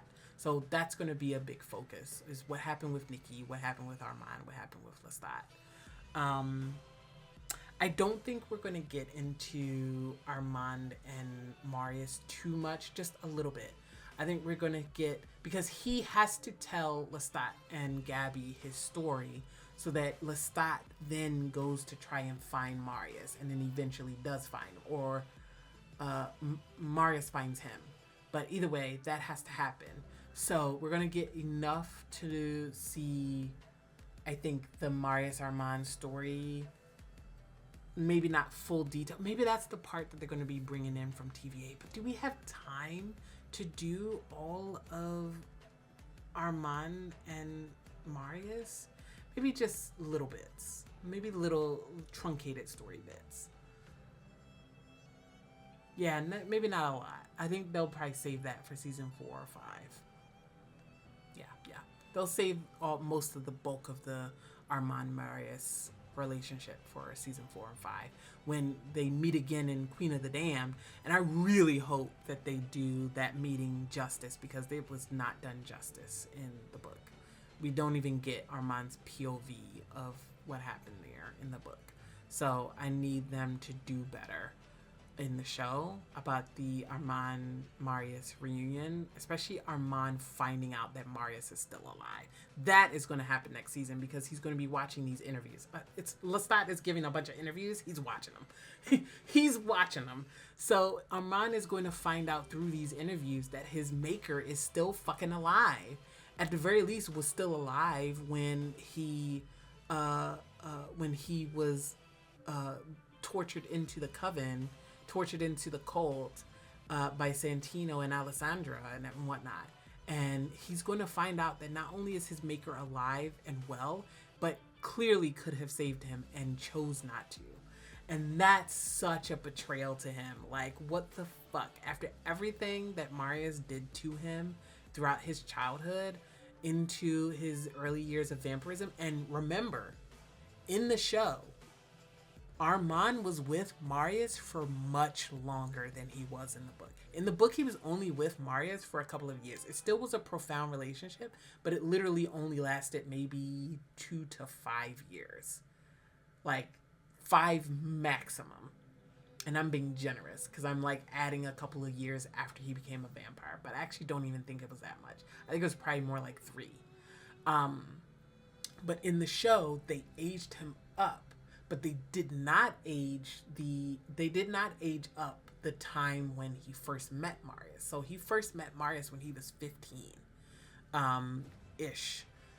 We're taking that with a grain of salt because Marius is probably not the definitive person to be. Well, he is very, scholarly, so he probably would try to be as accurate as possible. But like, Armand doesn't remember his past, so he doesn't really remember his age and all of that. But he was relatively 15, and then he stayed with him until he was 27 because he got turned into a vampire at 27, which means he was with Marius for at least 12 years. And then probably a little bit after that. So probably closer to 15 years he was with Marius, which means his relationship is going to be very, I don't want to say very different, but it's going to be different. And his feelings of betrayal are probably going to be stronger because of how long he was with Marius and how long he served Marius. So finding that out, I need them to do that justice because it's so crazy how Marius treats Armand like an afterthought. Like, it's just absolute fucking garbage, man. Hate that man so bad. But Marius also has a relationship with Lestat. I genuinely don't think we're going to get a lot of that until season 4. Just straight up. I think we're going to get enough for us to see Lestat search for Marius, and I think probably near the end of the season he's going to find Marius. And we're going to see, him drink from Akasha, and that's about it. And then the season's going to end with Akasha appearing. I think that's how it's going to be. So, yeah. All right. I have been talking for almost 2 hours. I think the only thing that I want to say other than that, yeah, I think that's all I want to say. I don't know how much of any of this is going to be in the season given. Oh, that's a good question. Do we think they're going to split the Vampire Lestat book into 2 seasons and actually have season 4 be called the Vampire Lestat as well? Because the first book was split into 2, but there was also a very natural midpoint for that book. And I can't remember if there was a similar one for, I guess, see, this is the thing, right? Like there was a whole section that was just Marius talking about his story. So if they move all of the Marius stuff to season 4, then I feel like you could wrap up most of the Vampire Lestat in 1 season. But it's also only 7 episodes, so maybe not. I don't know. I guess it depends. They might stretch the book across 2 seasons too, even with moving most of the Marius stuff ahead or out. They might. And then I think we're going to bring, if they do that, so let's say they continue to cover the Vampire Lestat storyline in season 4, that's outside of the Marius stuff. Definitely they're going to handle the Marius stuff in season 4, and I think that's where we're going to get heavy pulls from the Vampire Armand and Blood and Gold to be able to flesh out the Marius, Armand, Bianca, Pandora, Ricardo, that whole storyline. I think we're going to pull from those books, and that's going to be all in season 4 as the lead up. And I think season 4 is where we're going to get the most Devil's Minion. I think that's where we're going to get Daniel and Armand in a relationship, like a real romance. And that's where we're going to get Night Island. We're going to get, we might even get, I don't think we're going to have too big of a time jump. See, there's this whole theory out there that there's a past Devil's Minion period where they dated in the past. I actually don't think that I believe that. I think it's fun to read about, and I think it's fun to speculate about, and certainly I read fanfic about it, but I actually personally don't think that we're going to get that. I think at most we're going to get stalking. I think we're going to get Armand stalking Daniel in the 70s, 80s, and 90s as he's trying to learn how to be fascinating, which is how he left off that relationship in season 2, episode 5, back in the 70s. He left it off as, you're the fascinating boy, you're going to teach me how to be fascinating. I think that he absolutely started stalking him after that. And I think we're going to get to see that in season 4, but I don't think they had a whole full-blown romance in the 70s and 80s. I think that all the romantic specific elements are going to happen here in present day. It's going to change the nature of their relationship, though, because they were together for a long time in the books. Like, they were together for, like, 10, 15 years, something like that. A very long time. A decade more than a decade. And it culminated in, obviously, they fell in love throughout that time, and then it culminated in Daniel losing it and so addicted to drugs and addicted to Armand's blood and drinking. He was an alcoholic.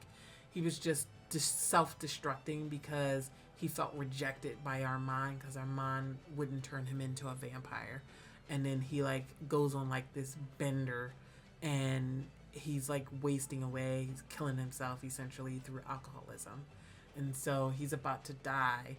And that's when Armand turns him because he just can't stand the thought of Daniel dying.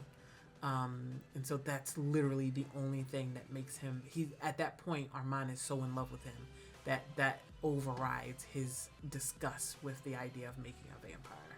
And I don't want to say disgust, like he thinks well, I guess he does kind of think it's dirty, but he mostly just doesn't want to damn another soul. He thinks that is actually a bridge too far in evil. He has done some evil shit, but he's never going to damn somebody to hell. That's one thing that he does not want to do because he's so religious in the books.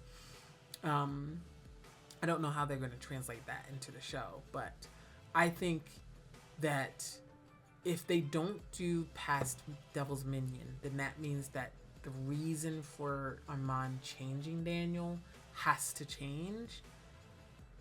And I don't know how I feel about it, but we'll see. I really like their dynamic in the show, though. They're like a lot of fun in the show. And it's so much, how do I say this? I personally think it's so much better in the show because Daniel was aged up to 70. And they just feel a little bit more equal. In the books, even though I really liked them in the books, they were very unequal. It was very much Armand turning Daniel into his Amadeo. Does that make sense? He took on, like, how do I say this? The experience that Armand has with, I'm like playing with the thing. Don't want to accidentally click on anything.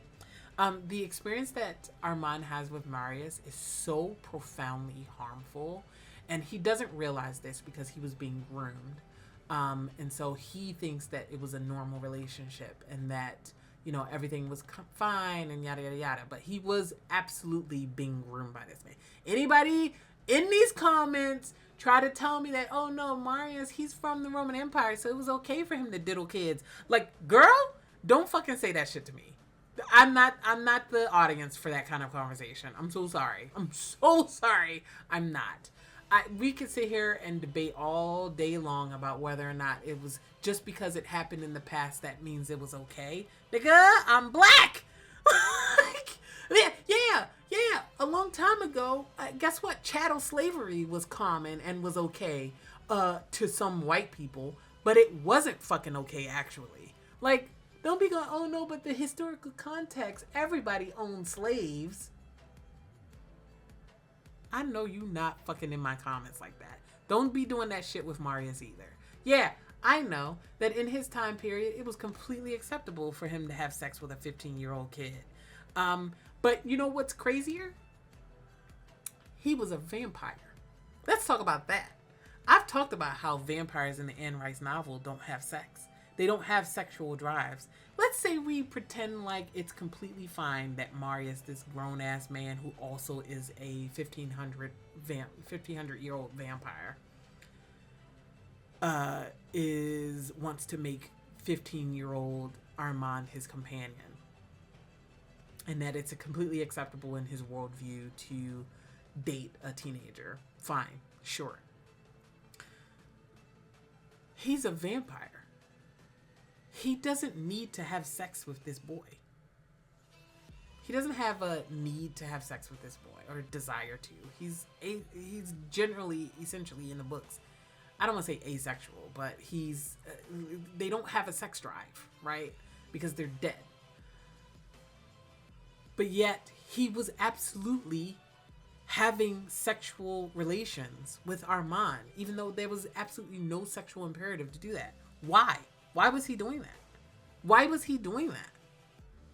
Why was he doing that? He did not have to frame their relationship with making Armand sleep in his bed and kissing him all the time and shit like that, and groping him in the bath and shit like that. That's what he was doing to him. Like, don't give me that shit that's like, oh no, but in his time, like, no, but what about as a vampire? As a vampire, he shouldn't want to do any of that. He shouldn't need to do any of that. But he was. He was doing that. That's what kills me. So anyway, I didn't mean to turn this into a rant about Marius. What I meant to say, what I was talking about, is that the relationship that he had with Marius was so profoundly harmful that it pretty much colors every single relationship he has after that. And every single one of them, he's trying to recreate the dynamic that he had with Marius. And part of that is because Marius, Marius picked him up specifically, by the way. He literally talks, like I said, I've read some of the excerpts from Blood and Gold, and I've read some of the passages, actually most of the passages dealing with Armand. And he specifically picked Armand up because he wanted to groom him into being his little companion bride, fledgling apprentice, yada, yada, yada, Botticelli, Pandora, Bianca replacement, right? That's why he bought Armand, or Amadeo, and he started grooming him. And he started addicting him to his blood and prepping his body so that he could change him into a vampire in the way that you're supposed to be changed, basically. The way that Lestat changes vampires is not really using one of the ancient rituals of changing a vampire, which is why in the books Louis is so weak. Like, a lot of Lestat's vampires are really weak because he doesn't really know how to make vampires, because Magnus didn't really know how to make him, and he killed himself before he could teach Lestat anything. So Lestat was using a lot of trial and error, right? But either way, most of Lestat's fledglings are really weak, whereas Armand is really strong because Marius used a specific kind of ritual to make him. Same thing with Daniel. Daniel also was kind of being made in the more ritualistic way, which is one of the reasons he's also so powerful. I think they're going to lean into in the show. But his relationship with Marius was so harmful because, and he can't realize that, he doesn't know that about it, because before that relationship he was a sex slave in the brothels, being violated every day by men and women of Venice repeatedly for years. And then after that relationship, he was kidnapped into a cult and tortured into insanity by Santino and Alessandra.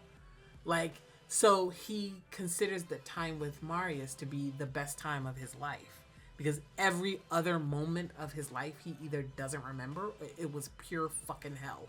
Like, I don't know how to explain it, but that's how Armand thinks of it, which is why he can't objectively look at his relationship with Marius, and he doesn't recognize how that relationship is harmful and is harming his relationships later.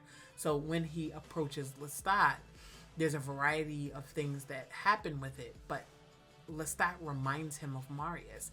And so he wants Lestat to own him like Marius used to own him, and to be his master like Marius used to be his master, and to be his companion and his lover like Marius was his companion and lover. And so he tries to force Lestat into that role, which is why we have, what happens in that book.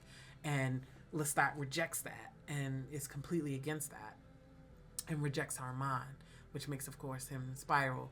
And then the next time we see him having a relationship was with Louis. And in the show, certainly, they have absolutely leaned into the concept of Armand using Louis as a replacement Marius. The whole Maitre Arun dynamic very much lends into that. Looking to replace Armand, or Armand is looking to replace the relationship structure that he had there with the one that he has with Louis. And that's either a good, we could get into that, and I'm not going to get into it in this video because it's almost 2 hours long. We can get into whether or not that is, it's all a trauma response from both of them, actually, that relationship. And there's certainly a part of that relationship that actually probably that experience was positive for them to be able to act out some of their trauma in a relationship that isn't directly connected to their traumas. Does that make sense? Like, Louis was trying to get through a lot of his feelings about Lestat, and Armand was recreating scenarios that reminded him of his Marius. Both of them trying to process their relationships with their makers. And they were able to do that together in a certain way. So, there's certainly a reading to be had where that experience helps them figure out how they truly feel about their makers, which is why I think maybe we're going to get some of Armand now that he's older, and he was turned older. He was turned as an adult instead of as a 16, 17-year-old kid like he was in the book. So he's got a fully formed brain now. His brain wasn't frozen at 16, 17. Trauma may have made him age regress, but his brain is fully functioning when it became a vampire, because he was 27 in the show. So I think they might approach Armand a little differently, where he's able to conceptualize what happened to him a little bit better and process it a little bit better in the show than he does in the books. And certainly, I feel like we've already started to get hints of that, because the way that he talked about Marius in season 2, yes, he still obviously has trauma from it and still is he still is behaving like somebody who was groomed when he talks about Marius. But he also has a little bit enough of a distance in the way that he talked about it that made me feel like he can at least recognize that something about that relationship was wrong and was harmful. In the books, he does not have that perspective. In the book, he maintains that his relationship with Marius was one of love and joy and happiness. I don't want to say love and joy and happiness, but love, mostly joy and mostly happiness, with only a few dark spots that he doesn't know about until later, when he finds out that Marius is still alive and had abandoned him. Whereas in the show, I think he has enough awareness to recognize that there was something going on with that relationship that's bad, that's wrong. And while he still wants it back, and he still wants to recreate it, I think the show is going to let him process it better. Yeah. I don't think he's ever going to hate Marius fully. I mean, I guess hate, let me rephrase that, because I think that there's part of him that always hates Marius a little bit. But he doesn't hate him for the reasons that somebody would who has been able to gain perspective on their life and recontextualize their child sexual assault, you know? But I think we're going to get a little bit more of that in the show. I think we just have to. It's 2026, y'all. We have to. We have to update this story. I'm so sorry. Anne Rice was notoriously bad at handling the fallout from trauma experiences because that wasn't something that interested her. She wanted to talk about the taboo. She wanted to portray the taboo relationships, which is why she has so much child sexual assault and why she has so much incest in her stories. Because she was enamored with or intrigued by those kind of things, even in real life. And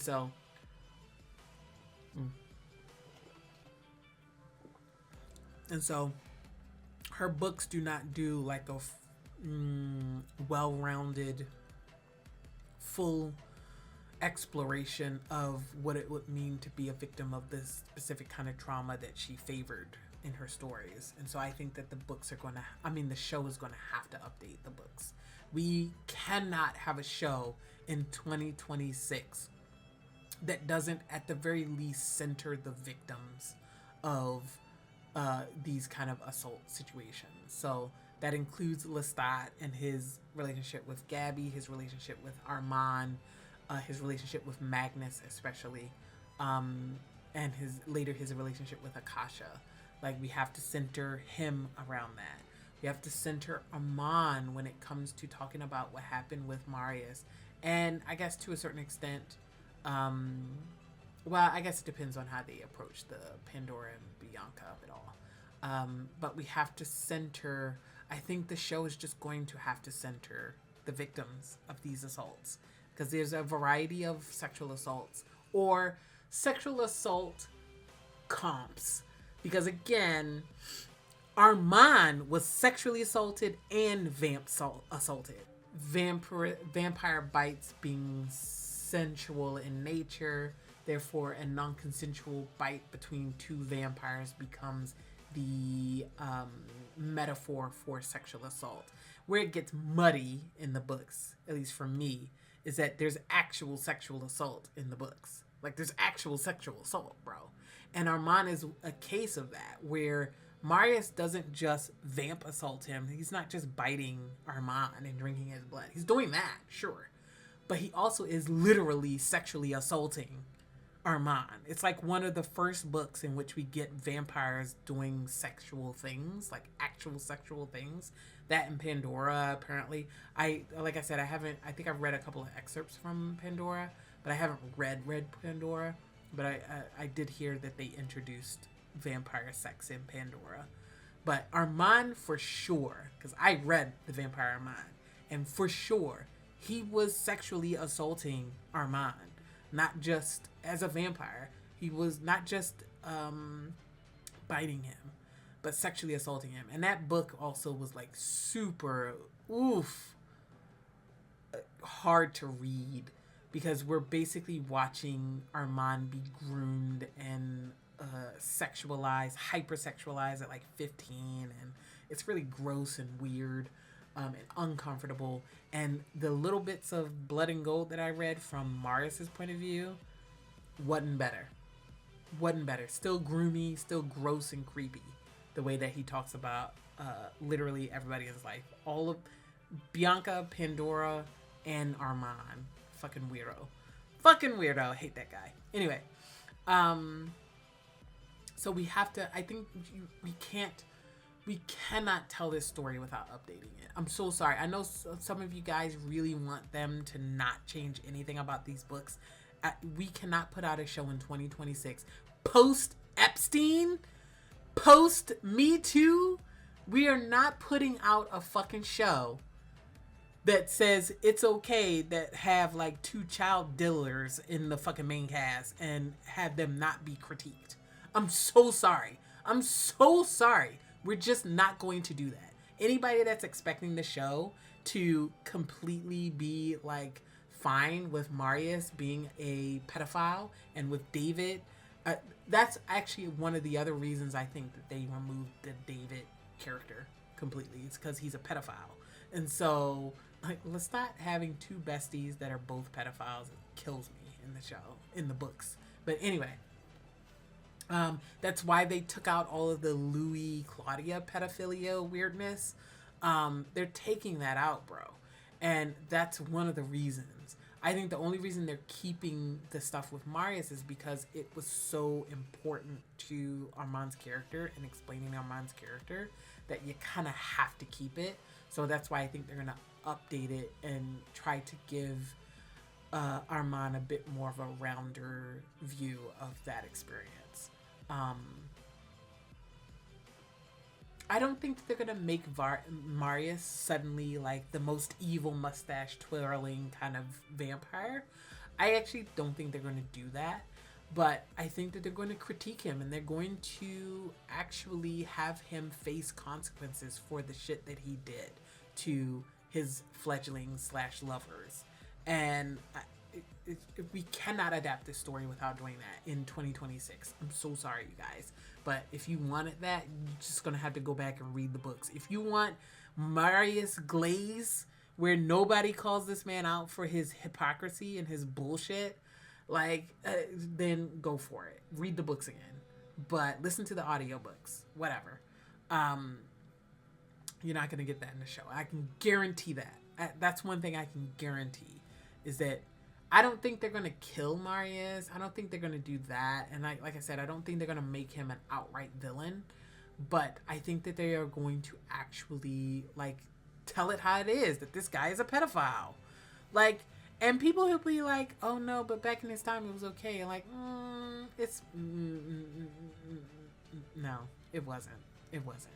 Because back in his time, people also didn't do that. And they also just married people or had sexual relationships with people that were their own age.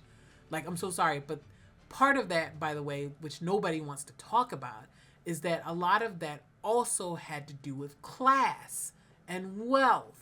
Because all of these stories about these wealthy patrons who had little boys in their studio and yada yada yada, and apprentices that there was also an expectation that they would be sexually available to their master, yada yada yada.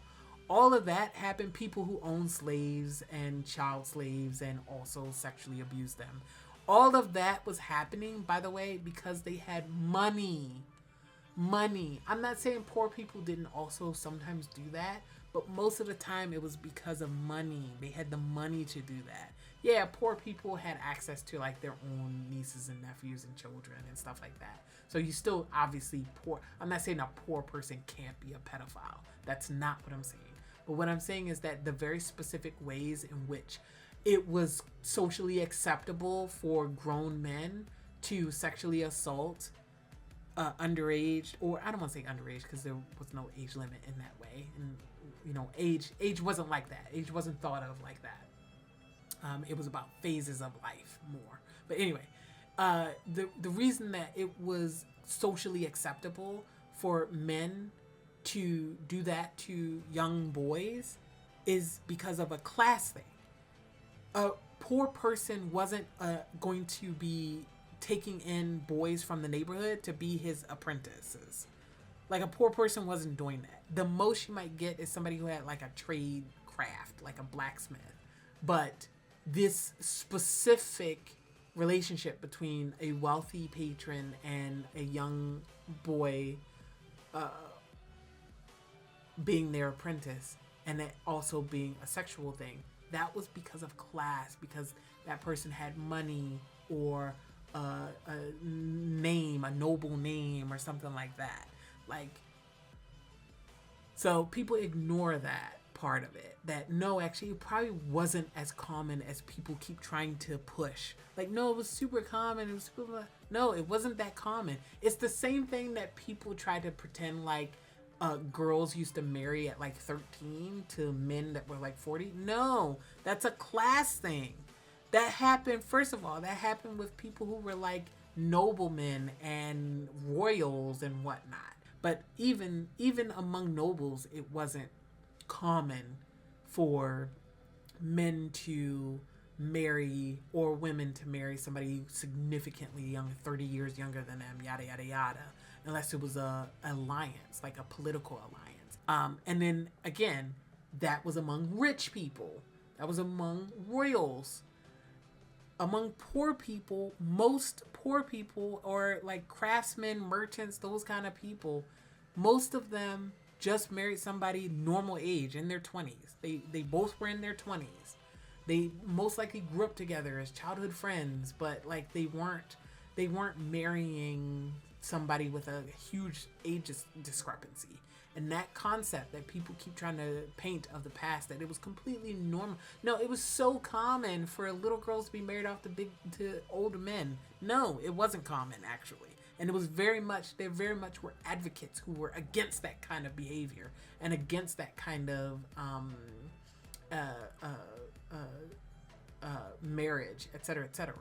Like, as long as there has been sexual exploitation, there have been people who have fought against sexual exploitation. Anyway, sorry to go into a whole rant. We're over 2 hours long. We're going to wrap this up. All right. So I decided to do this deep dive into what I think we're going to get in the next couple of seasons, and how I feel about some of these upcoming storylines. Hopefully you guys enjoyed it.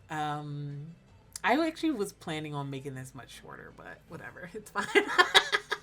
You guys know I put out really long videos. You've seen my videos. You know I put out long videos, so it's all good.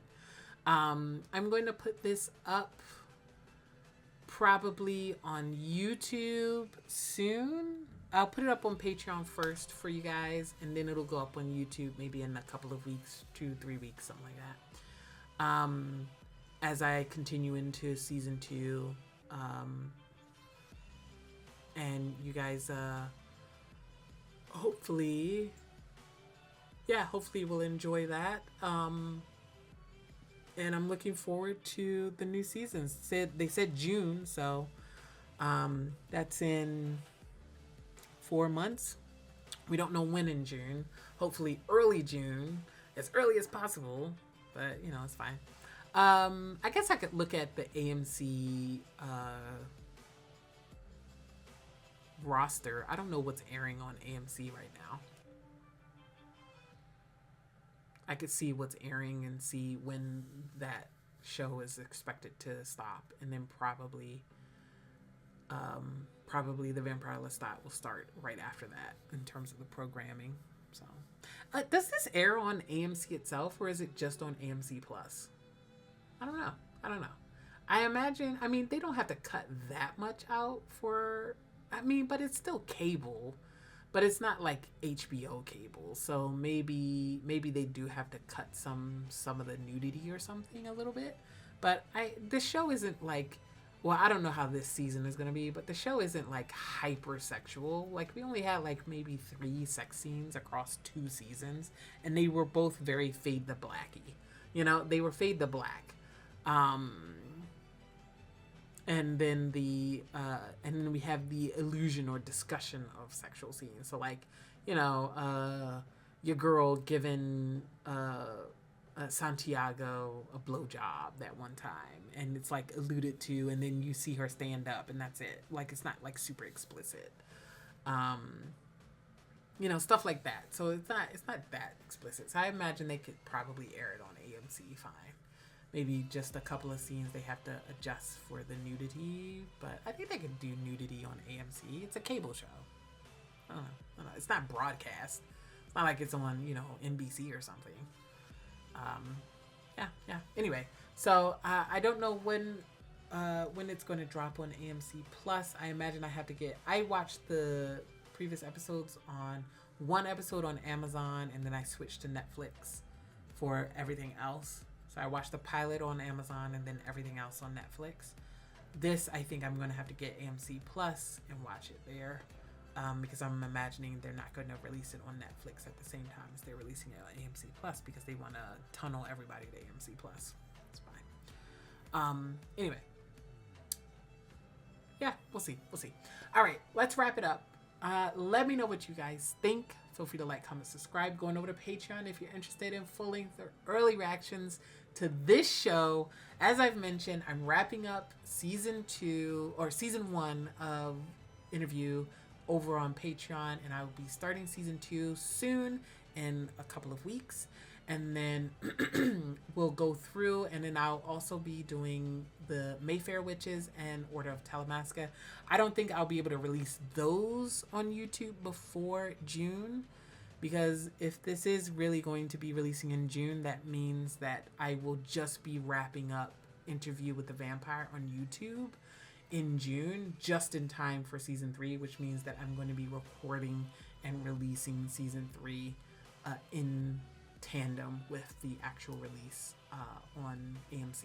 So that means that I was going to try and release them before season 3, but now that I know it's in June, it's not going to happen. So I'm going to probably merge Mayfair Witches into one video and Talamasca into one video, and I'll probably do like season 1, season 2, Mayfair, and then Talamasca, so 3 videos, and it might be after this. But I think Patreon will probably get most of those episodes. I certainly will film all of them before season 3 starts, so I will be caught up by the time season 3 starts. So nothing in season 3 will surprise me if they cross over with Talamasca or Mayfair. So, you know. All right. That's it. Let me know what you think. Let me know what you think. And I will see you in the next one. Bye.